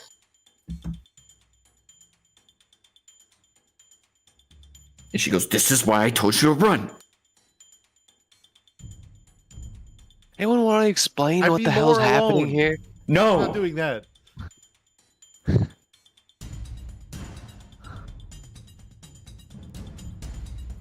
That's gonna bring us to set. Outside. Is run away. The guy that Johannes drop kicked? He's unconscious, correct? Yes, he is not. He's not dead. He is just knocked out. Okay, cool. I just wanted to make sure he was out of the picture. Yes. Yeah, he's down to 0. Cool. 5, 10, 15, 20, 30. I'm gonna move down here then, saying, Johannes, keep an eye on him. And I am going to. This was the one that was blinded, right? Well, right this now, one. This one, but she's not blinded currently because Well, you said the end of their turn. At the end of this round. Oh, end of this round. After this round is done, that connection is going to sever, and she will go back to being blinded. All right. Well, I am going to actually fire an Eldritch Blast at this one. Okay. That is going to be 2 bolts of Eldritch Energy. Okay. A 15 on the first one. That'll hit. And a 22 on the second one. That will hit.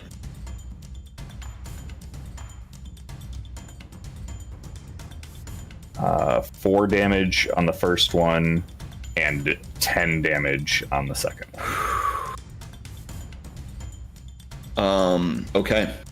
You fire out these Eldritch bolts, and they interweave with each other through the air before honing in, circling in, and the sheer force of them just knocks her into the bar. Her spine just like slams into the bar top.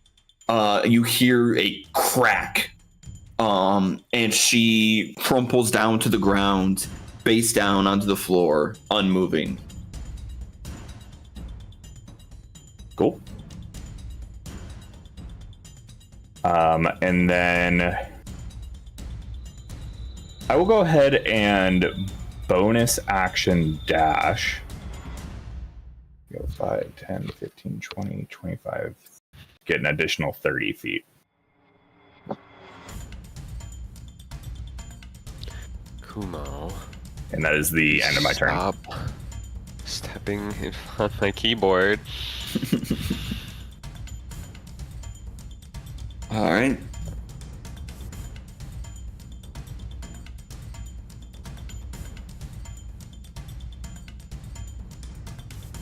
Put us at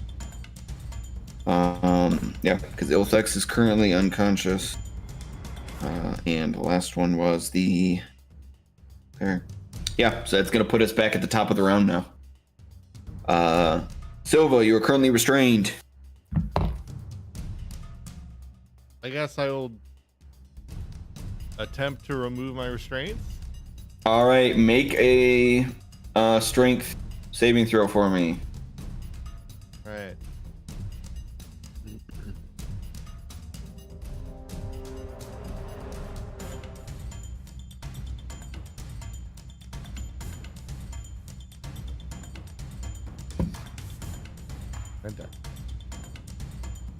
Strength.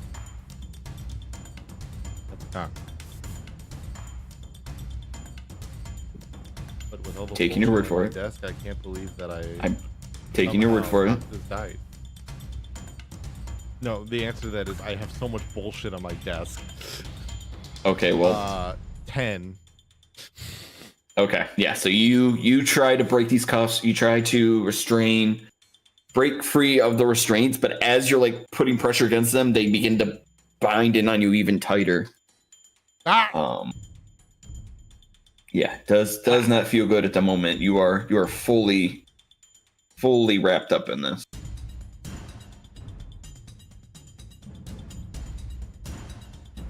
Alright, that'll be my turn then.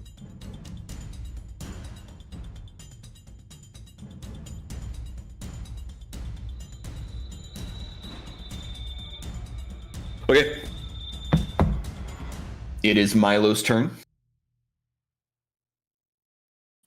He casually walks over towards this person.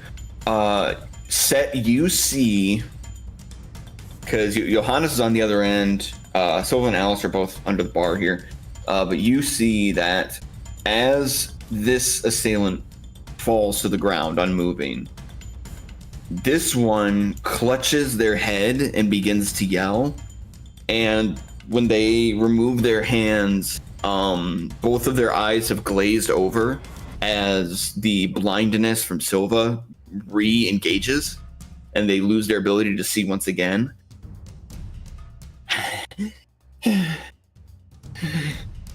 Tira? Where are you, Tira? It's dark. Who is that? Who is that you? As she hears somebody approaching behind her. Is that you? And she reaches out and touches someone. Feels them there. Is that you? And you see Milo grab her by the face and slams her to the ground. Oh my god. Like City Baby.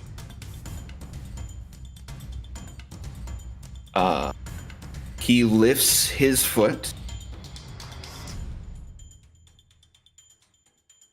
and he is going to make eye contact with you.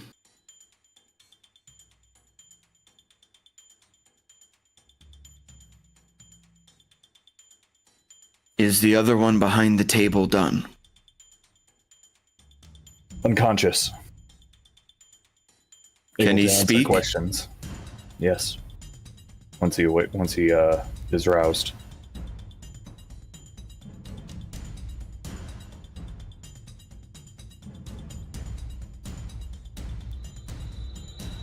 Then we don't need her. And he brings his boot down and crushes her skull under his foot. Oh my god. Yeah, Milo's kind of scary when you think about it, but Yeah. so quirky. Her neck snaps, the face caves in slightly. Half a scream escapes before it is cut off. And he, with his foot pressed firmly into her head, just takes his leg and just kind of sweeps and just like slides her body over to the right, rolling it into the pit and out of sight. All right then. Damn. Jesus. I'm not marking her as dead, but she does disappear into the pit and out of sight. And we are going to end initiative there.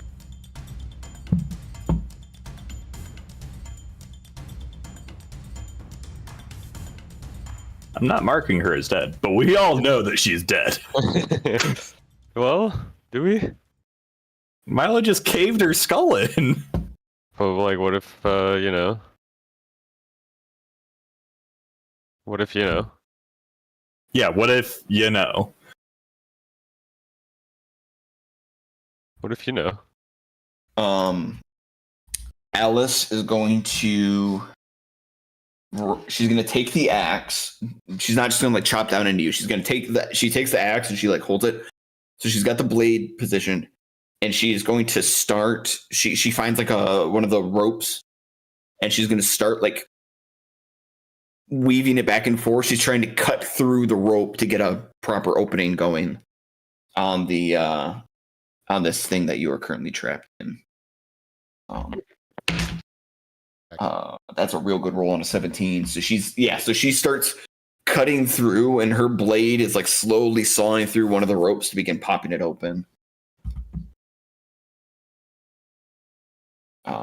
Said we should restrain this guy.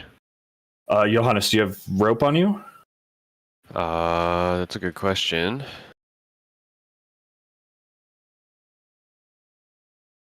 I do. I have 50 feet of rope. Toss it to me. I'll walk over to where he is. Take the rope from him and be like, Johannes, you need to get that whatever happened with that dagger checked out. Yeah, the poison. It feels like it's been a while. I felt this, but it's not good. Here, I'll hand you a potion of greater healing. Greater healing. Does that heal poison? No, but it'll give you more hit points. I will happily drink that. It's a 4d4. Okay. Plus 4. That is. Let's see here. 44 plus 4. 7. I'll heal for 11 hit points.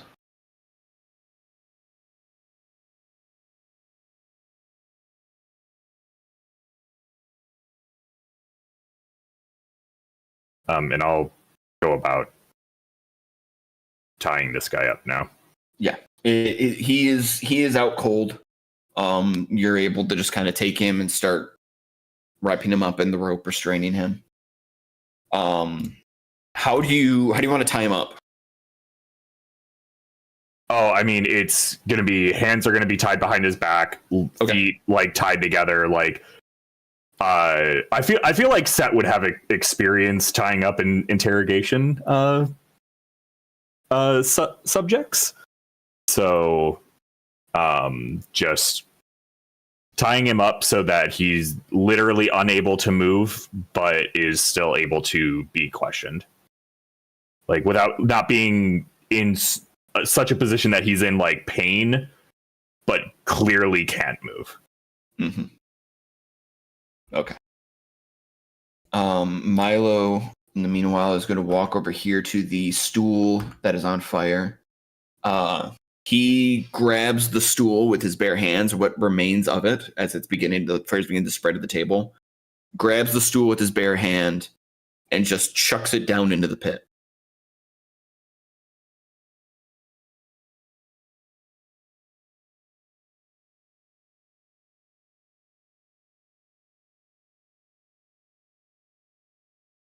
And then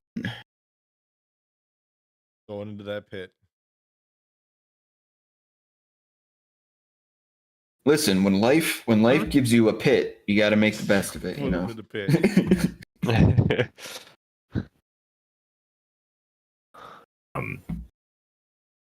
Once I've tied this guy up, I'm gonna drag him out into the main open area out here. Okay. I'm not even gonna try like picking him up. I'm literally just drag him across the ground. Mm-hmm.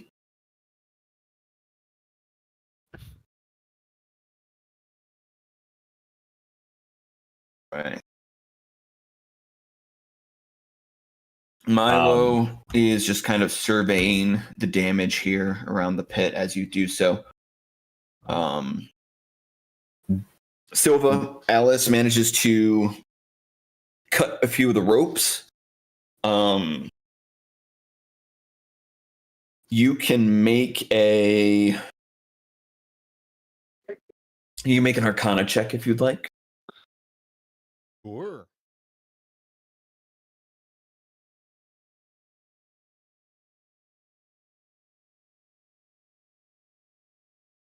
That'll be an 18. Okay, so you are able to notice, you're able to see that there is a point of origin for like a lot of like how the ropes and the hooks sort of came outward. There's this like clasp, like a metal clasp that is emanating magic energy. And if you can, you figure that you could probably, if there's a way to either dispel the clasp or outright destroy it, you could probably free yourself more quickly if you can do so.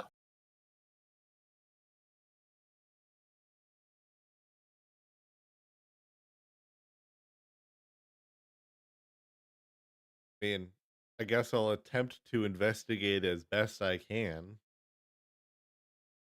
Find said clasp. You see it. You can physically see where the clasp is located. Oh. Yeah, because you see the clasp and you see that like the ropes and a lot of the ropes are reaching from it. The way your arms are currently pinned down, no, you cannot reach it. I'll like try to point to it.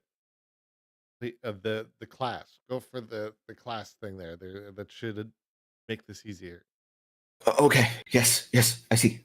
And so she's gonna take the clasp and she kind of like pulls it. She's gonna try to pull on it in a way to like kind of get it as far away from you as possible.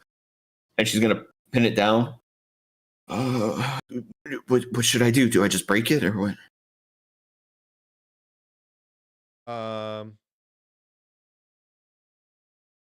Is there like a rune or anything on it or a button? Nothing that you can see. Also asking her.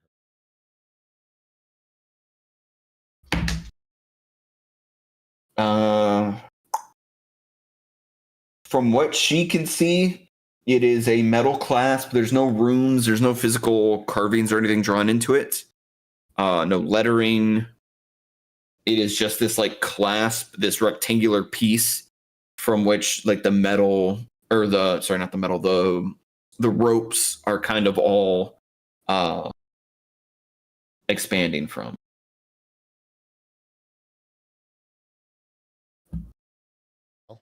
Other than finding a way to break it. Do you want me to break it? I mean, yes. I would say so. I think that's the option we have right now. Okay, I need you to stay still then. And she's gonna take the axe and she like rests the blade against the clasp, kind of judging her aim. Maybe use the blunt side of the axe. I mean, it's side of it. It's wood. I can try. Flips the blunt side around. She's gonna try to like slam it down in there to see if she can break it. Not with that roll. So she slams it down into the clasp. You hear the sound of it clanging with the metal, but it does not break. Gives me at least some faith in your aim. To go again. Thanks. 2 hops this time, and she's gonna flip it back over so that the blade is at the front. Yeah. Winston. Pray this isn't go awry. She's gonna swing. If she rolls an 11 or higher, she's going to succeed. If she rolls a 10 or lower, she's going to hit you.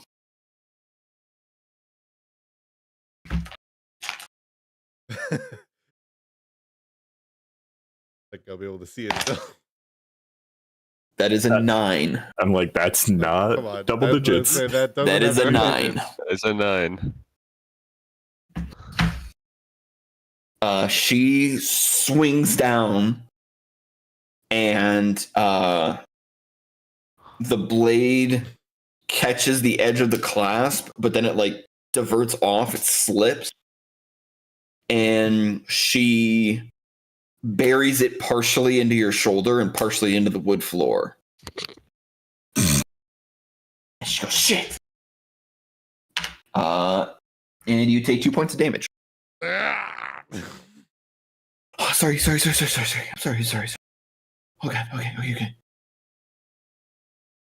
Oh, that wasn't the worst, but you know, She wrenches the axe out. Okay. She takes her right hand and she like puts it down. So she like creates a divide between your face and the clasp.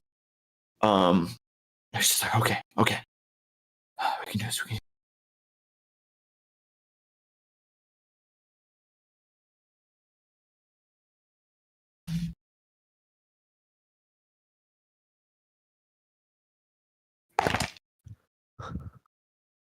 I feel like And that is an 8. 8. You're using too big of a dice. I'm using my dice. I'm using my big boy dice. Yes. It's weighted. You got all these other dice in there though. Not rolling. All right. Not rolling much. So this time I feel I'm at a disadvantage. she takes damage. For so for this third attempt, I will let you decide which of these dice here. We'll separate out the D20. I will let you decide which of these D20s you want me to use. I think about 4 of them in here. Right? Yeah. Okay.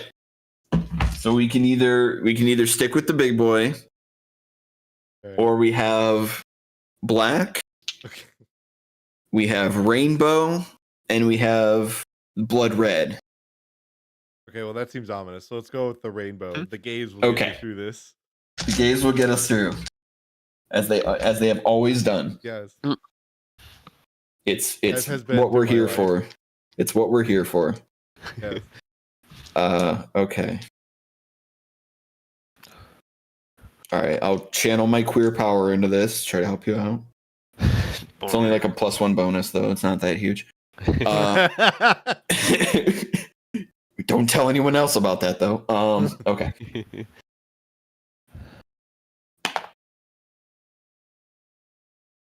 That is, I think that's going to be like illegible. It is a shit. It is a. Yeah, it's going to be hard to read on this dice, but that is a 10. Oh. Damn it. All right. So 3 attempts. No go. 8, 9, and 10. Yep. It's 8, 9, and 10. Do I see them doing this? Have I dragged this guy over at I mean, this you point? definitely hear it. So like they're ducked down behind the bar right now. But you definitely hear the sound of like the like the sound of like the axe hitting Alice's exertions. I will Break this down. kind of lean the guy up against the bar and go, Johannes, he might have an antidote on him. Look, and then I'm gonna hop back there. Okay, yeah, that's a good idea. I'm gonna start rifling through his positions. Okay. Take a look at what exactly they're doing back here. Just be like, are you? What are we trying to achieve here? Freedom. You're trying to Yeah. break. So you just wanna see break that the Silva glass. is just like completely entombed in these like all these ropes and hooks, like countless ropes and hooks that are all like wrapped up and around each other. She's fully in a cocoon at this state. So we're just trying to break the clasp, right? Yes, there's a clasp here. If we can break this might I'll be literally just grab it and channel Eldritch Blast through my hand into it.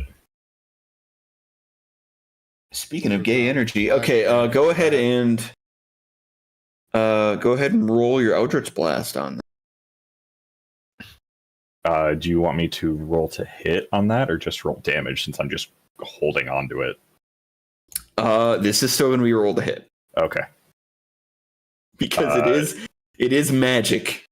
Yeah. So the first blast would be a 20. Great, that'll hit. And the second one will be a 9. That won't. Okay, you're at least going to get the first one though.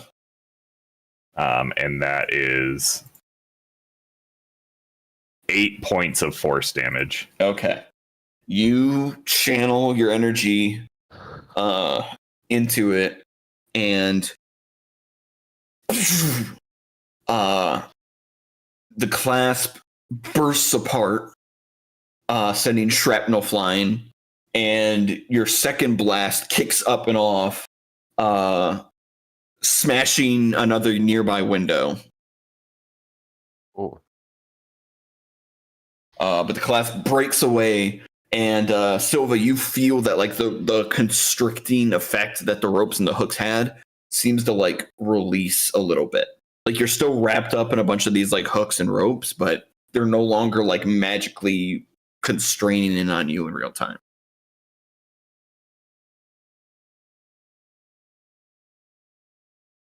Okay, are we all good now? Start trying to help get the ropes off. Yeah, you and Alice are working together to just like pull the ropes and the hooks away, try to pry them away from her. If I find like a knot, I'll literally just pull my dagger out and just start like cutting the ropes.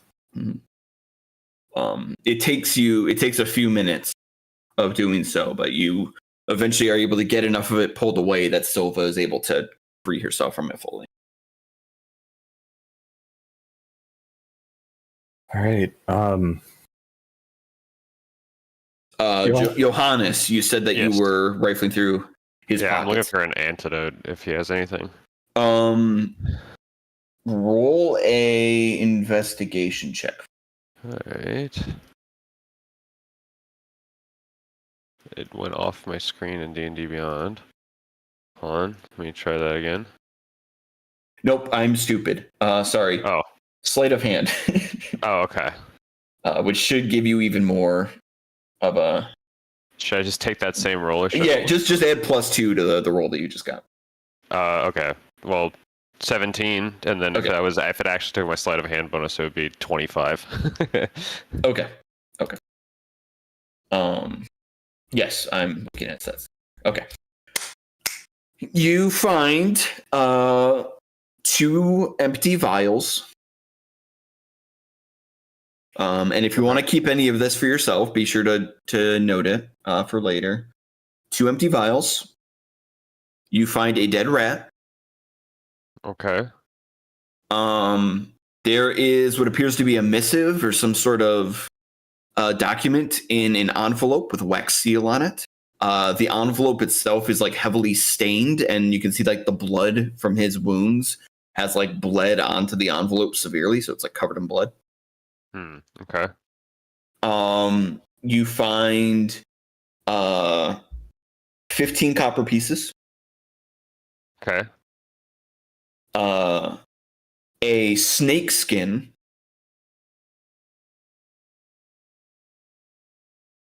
Okay. And a folded up another piece of paper that's like folded up, but this one isn't like in an envelope or anything. It's just a piece of paper that's folded up. It also has some blood that's spilled onto it. Okay, I'm gonna take the bottles, Mhm. and I'm gonna take the papers. Okay. And I don't really need like a dead rat or a dead snake, or 15 copper pieces. You can just have those. Okay.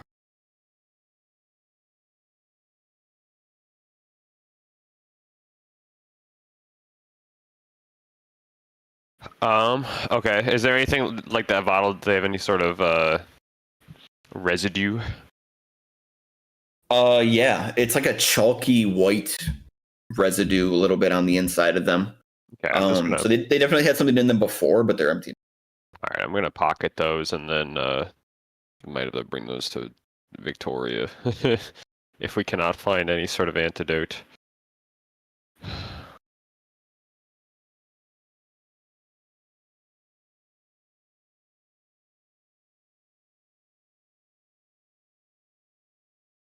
All right. So yeah, Silva, Set and Alice are able to kind of free you from that contraption there, from the ropes, the bindings.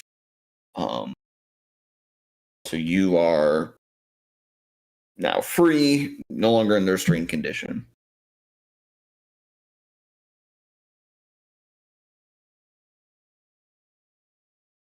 Freedom.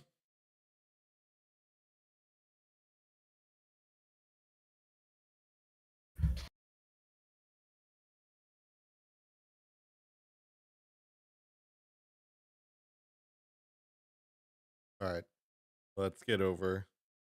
Mm-hmm.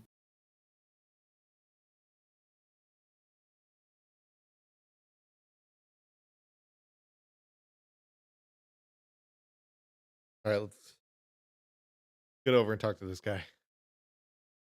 I mean, he's still unconscious, right? We can wake him. I'll step over to him, seeing that like we're all ready. I will kind of like crouch down, slap him on the face a little bit, and cast Spare the Dying to stabilize him. Make sure he doesn't Okay. just Yep, he's conk out fully on us. stabilized. Yep. He the eyes sort of flutter a little bit.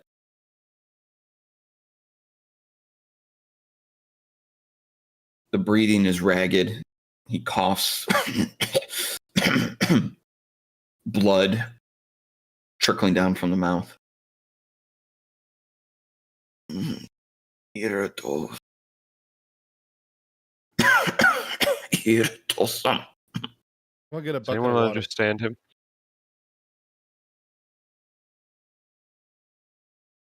You said you're getting a bucket of water. So Can someone get a bucket of water? Alice will run over to the sink is right by where she is there behind the bar. So she'll run over to the sink, grabs a large metal bucket, just slams it, begins filling it up with water from the sink. Fills it up about halfway, brings it in and around to the other side, and just unceremoniously just dumps it on him.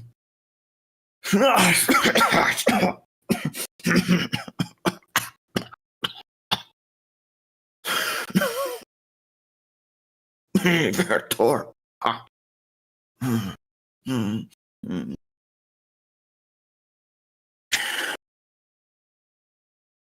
You know mask.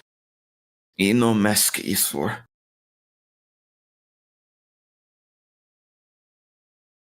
Silva, what is he saying? This he said. He is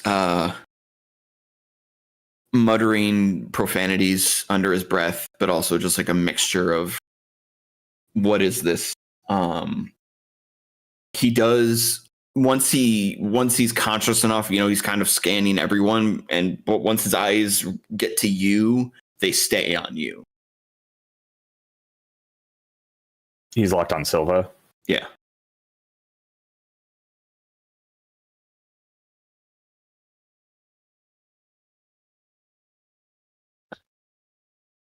I mean, I'll speak to him in Sylvan because at this point I haven't heard him speak anything else.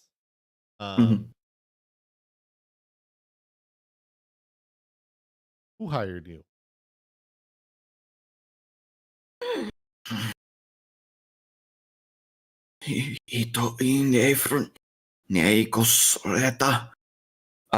You understand this as you do know our language. Can you translate for me? Did before, I will now. That's not an answer to my question. Hikos. Good.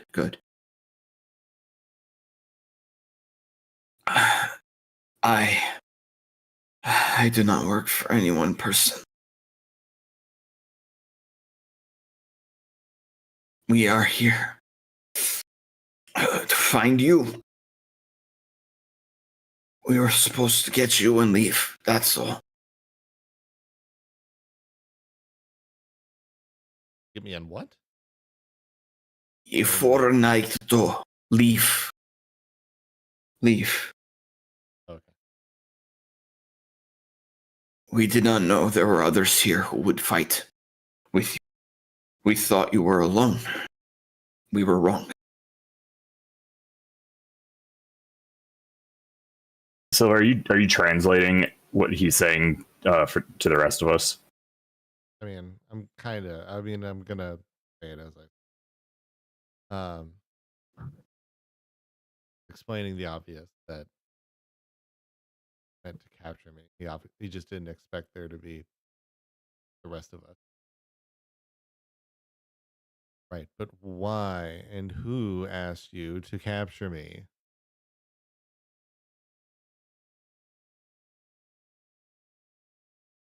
It was me.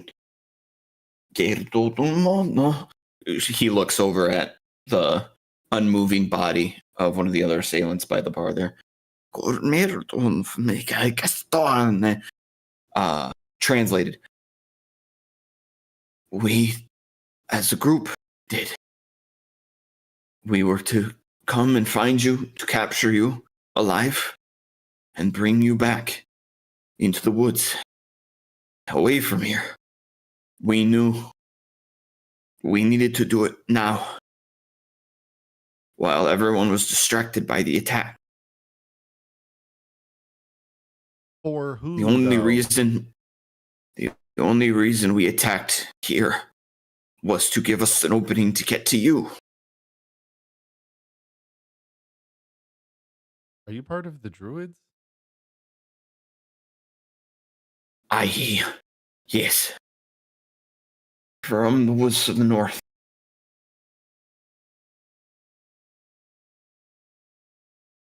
Who wants me?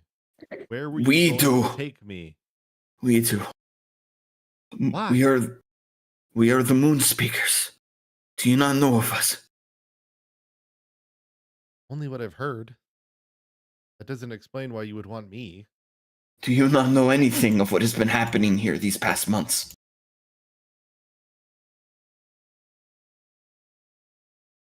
Look, safe to say it's been a lot.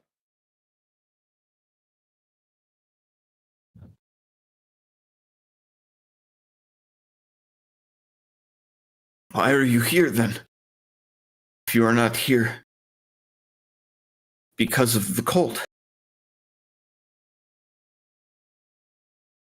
Oh. I came here because I had a friend here. What cold? They are unnatural. They have been leeching their way into our woods, conducting foul rituals in the deep. And your city refuses to do anything about it. But there's more. It's not just about the woods. It is you they are looking for. Your kind. They are seeking the Fae.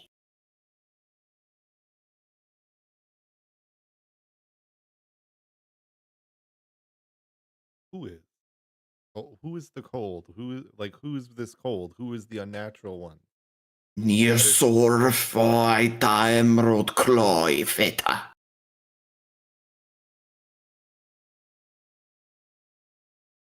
They are the Order of the Emerald Claw. That is what they call themselves. They are evil. And the city's nobles have done nothing to try and stop it. They've allowed them to run free. And we are paying the price for it. Okay, so this is going to the rest of the group now. So they were looking at, he's part of the druids. They were looking for me because they know that group called the Emerald Claw are feeding into the forest with seemingly but an unnatural dark powers.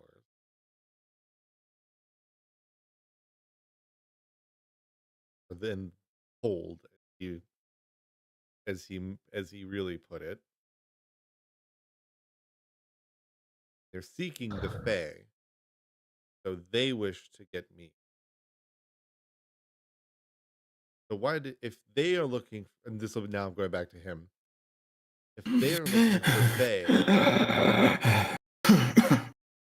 if they are looking for Fae, And why are you looking for me? Did you think that having a fae on your side would help you?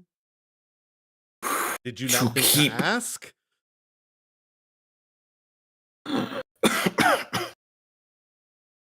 to keep you away. If we could remove you from the equation, those monsters in the woods, they would not be able to summon. Their rituals would fail. They seek out filthy green seekers like yourselves. Use your blood as part of their rituals. We know this from our scouts. The descriptions, they are horrid. Unfortunately, if they are going for my kind, getting me to be away from them is not going to happen quite easily. As much as many disagreements as I ended up having with many of them. I grew up in those woods. The Eldeen Reaches were my home. That forest is my home. King of Summer, like a father. And if they are threatening these woods, then I would speak with him. So you are ein Ofmak Somerka. You are a brat of the Summer King. Then you have a chance.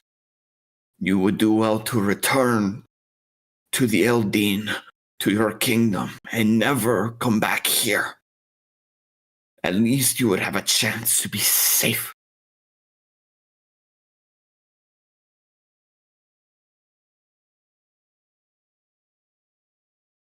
Well, that wouldn't do very well for helping to prevent my kin from dying now, would it? As I'll You, look over, I'll kind of like that's this kind of thing. As I expect him to say something, I kind of like give him the like point my pointer finger up towards him, Hmm. and I look over. So I look over to the others, and they're gathering my kin, and those emerald beings are gathering my kin in order to sacrifice them. Ritual. Sacrifice. Yeah, Okay, they're using their so fey nature, the inherent magic that is within them. These are beings that I know existed in the area. The Eldeen Reaches have had those who have wished to open portals in them for quite some time. They have often all gone by many different names. This seemingly is just okay, so what you're saying is the stuff that we were already planning on going to investigate is what they want to have stop. I'll look at this guy and be like, and you didn't think to ask nicely of us? well. The problem is they want me to stay away.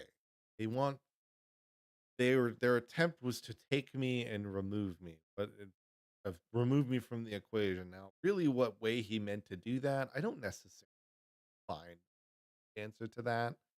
They essentially, if anything, they were going to just take me and take me away, whether that meant to maybe some pit in their conclave or some other land. Who knows? All I know is that they clearly were trying to remove me from the area so that I would not be a part of I would not be taken as a sacrifice. I'll kind of sharply look over there. However, being going into Sylvan, that does not mean that that not only can you not blame the government of here because you're attempting to brute your way into a political game that requires diplomacy and not whatever the hell it is. And if this is This is what you came first to diplomacy instead of, I don't know, warning me first in person with words to stay away. Then I can't imagine you've attempted much diplomacy with the government. So you can't blame them for not necessarily being receptive to you when you clearly haven't really when you haven't taken the responsible route to begin with. You talk of me, I am baffled by your ignorance. You truly know next to nothing of what has happened. I fear I will run out of breath before I have explained it all to you. No, you won't. How can you be so connected to this and yet so naive?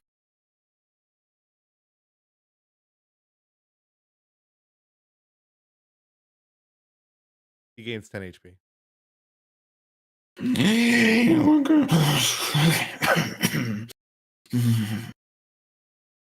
He looks over to Johannes. Okay.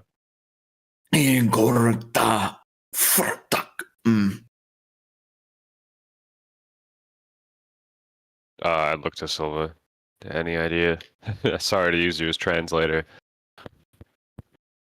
He says, good kick, bastard son. I walk up. Well, I don't know how he knows you much, but he called you. He complimented your kick, bastard son. Apparently. What the hell are you talking about?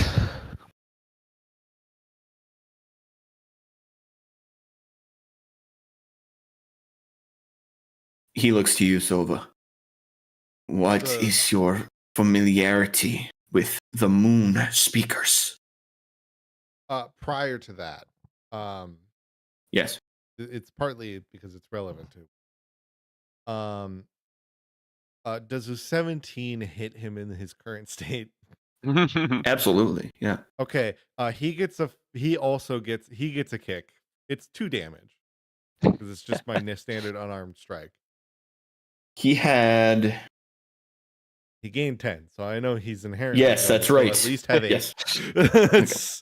Okay. He will have at a minimum 8. The bare minimum I know he'll have. You said you kick him? Yes. You slam your foot down, a tooth goes flying.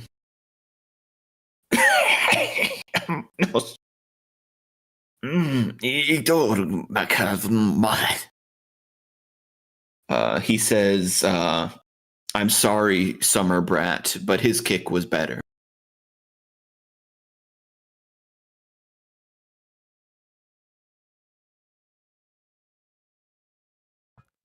Keep calling me a brat, and you'll find the worst that I can get. I am his. We are comrades and friends. That's what you.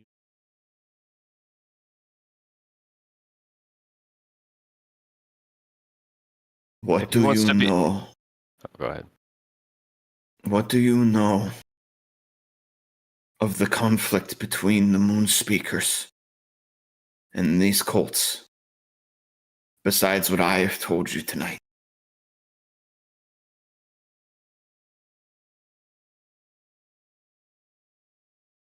Given I know very little of moon speak. Not much at all. I've been rather busy for the last half.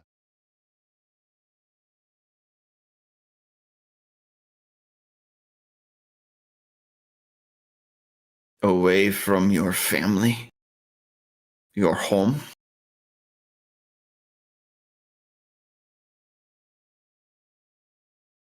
Never mind you. Why I left.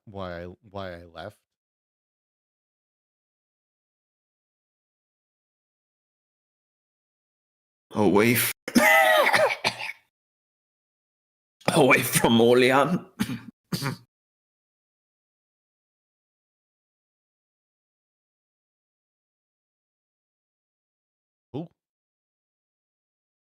Make a history check for me with advantage.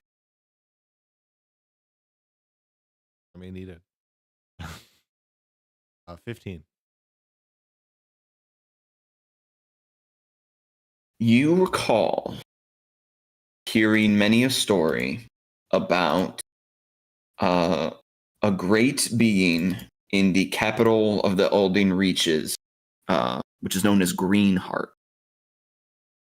There resides, or at least resided, from what you remember in your time, a being known as Olean, Oalian, in Greenheart, in the Towering Wood.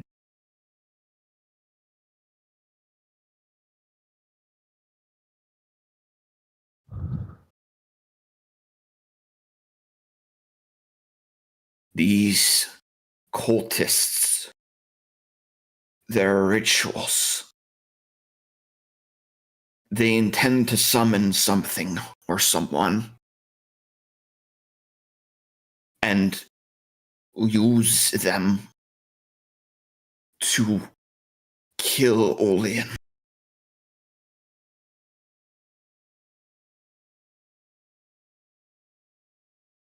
Surely even you must understand this.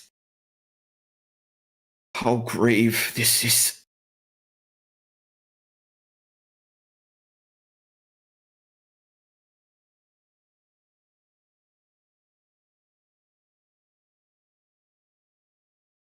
You asked me before who I was working for.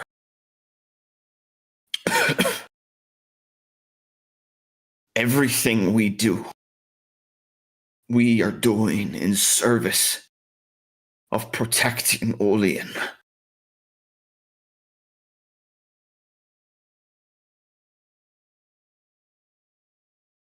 But these attacks on the city, they were not ordered by him. They were fueled by our own rage at the city's indifference.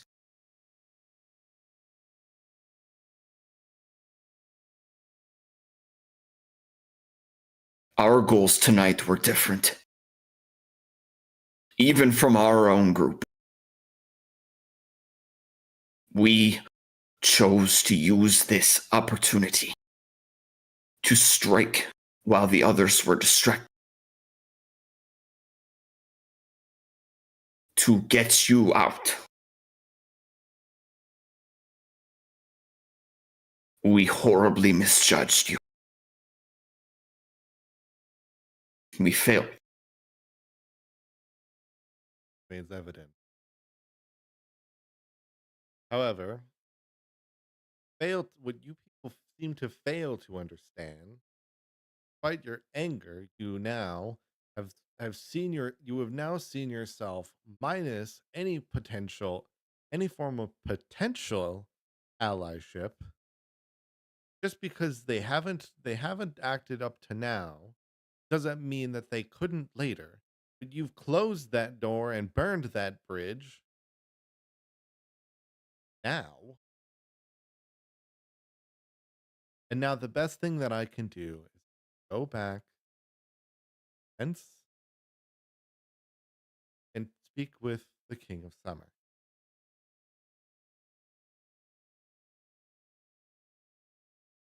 You show your lack of history.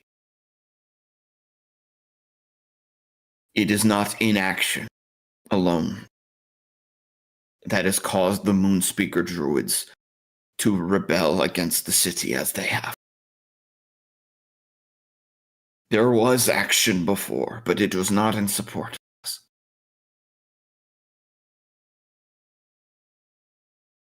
Your leadership, they are not innocent in this.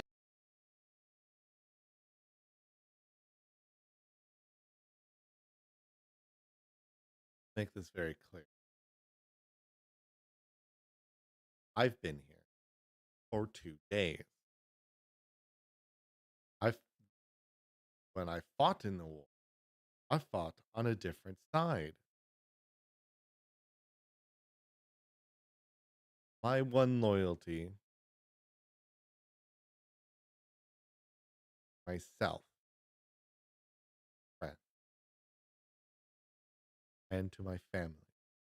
If they are being hunted down, ritually,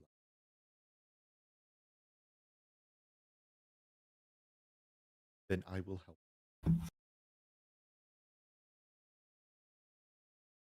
And if this just so happens that that it means that I will help you, then so be it.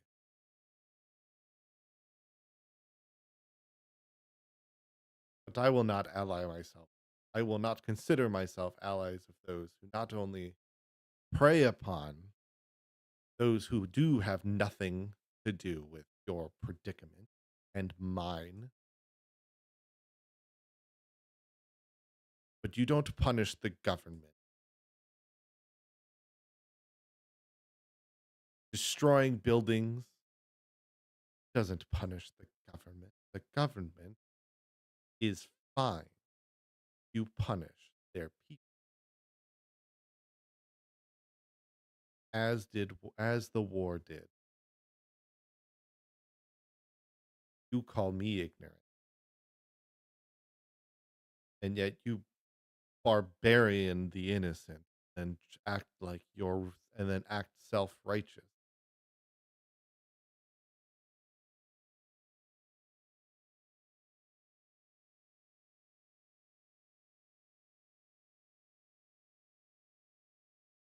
You see his eyes widen. And he sort of sinks into himself. You feel a hand clasp on your shoulder. Very strong hand.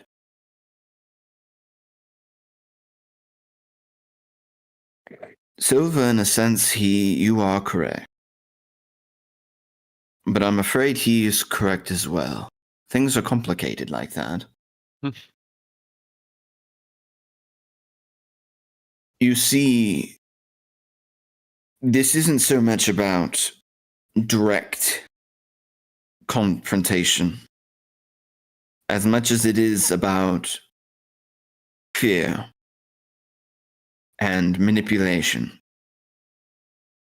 It's about the public's perception of the city, how safe it is, how viable it is.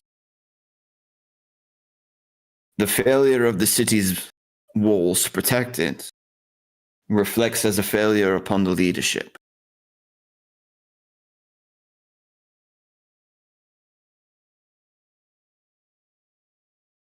Arguably, this public perception failing is a greater wound than any of these druids could inflict by themselves. Yeah. And I know you would agree, Mr. Toxley. And he looks to the doorway.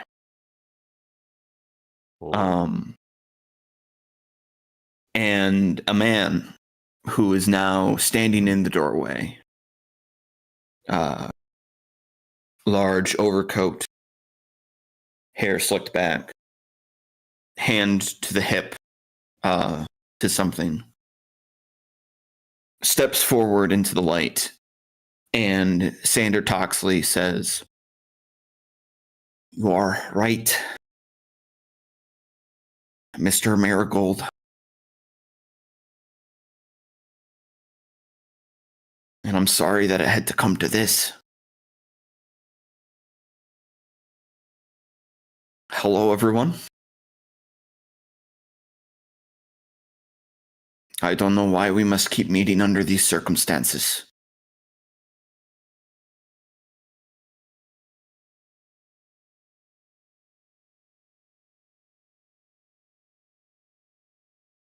Maybe because you're involved in shady shit and we can't stay out of trouble.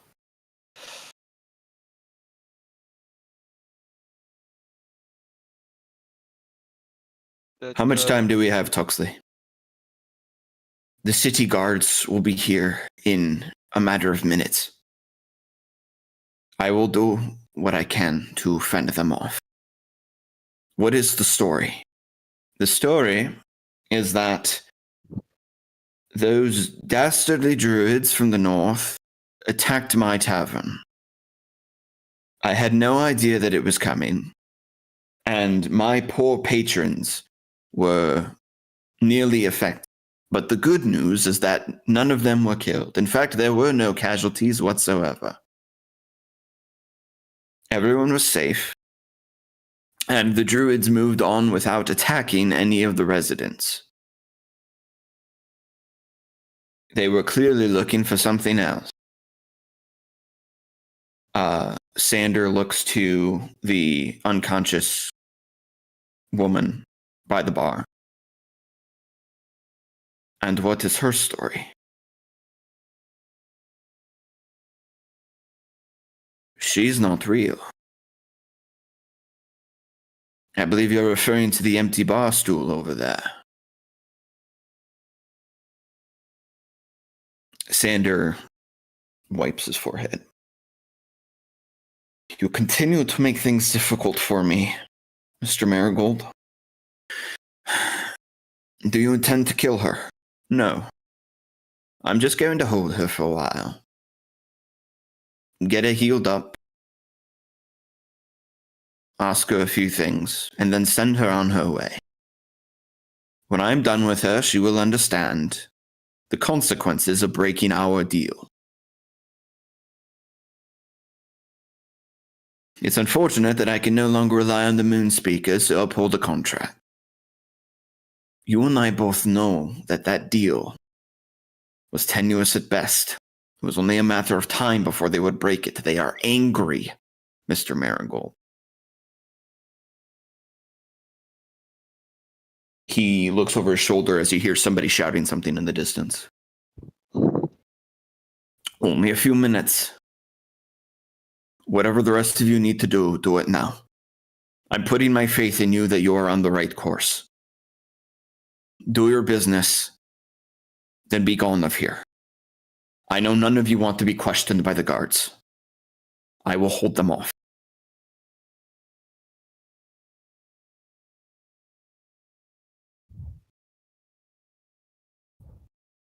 Look around and be like,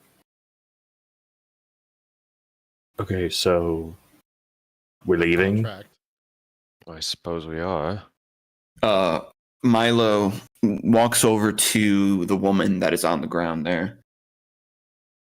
He places a hand on her, and you see her body shift, and a spine snaps into place. And she... and he goes, shh, it's all right, dear. And he takes her and he brings her up into his arms. I'm going to take her upstairs to safety. The rest of you. I heard everything that he could say, so I'm going to keep this brief. This cult that he speaks of, they are the problem. An infestation that the city has ignored for too long. Force him, and he looks at the man that you have restrained on the ground, to take you to where they're conducting these rituals. Do what you can to solve the problem. Please, if you can. Find out what you need to find out. Take action if you need to take action. We cannot wait any longer for the city to sit around and do nothing. And when he says that, he gives Sander kind of a mean mug. We have to take this into our own hands now.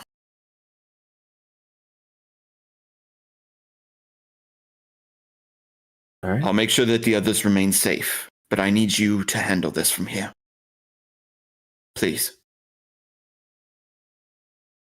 Well, I think that was That's fine. on our to-do list anyways, and we are technically in your employ right now, Mr. Marigold, so Set will just kind of crack and just go, Still feel that it let's would go be fuck wise- up the cult. Still feel that it would be wise if spoke with King of Summer.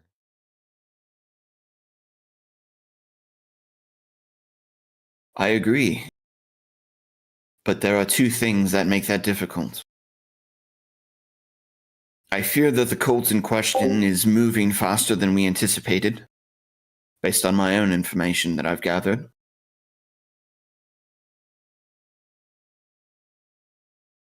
And also,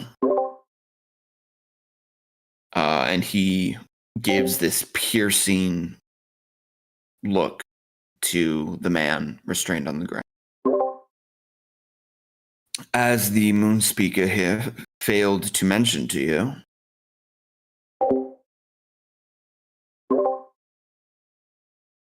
the Summer King is already dead.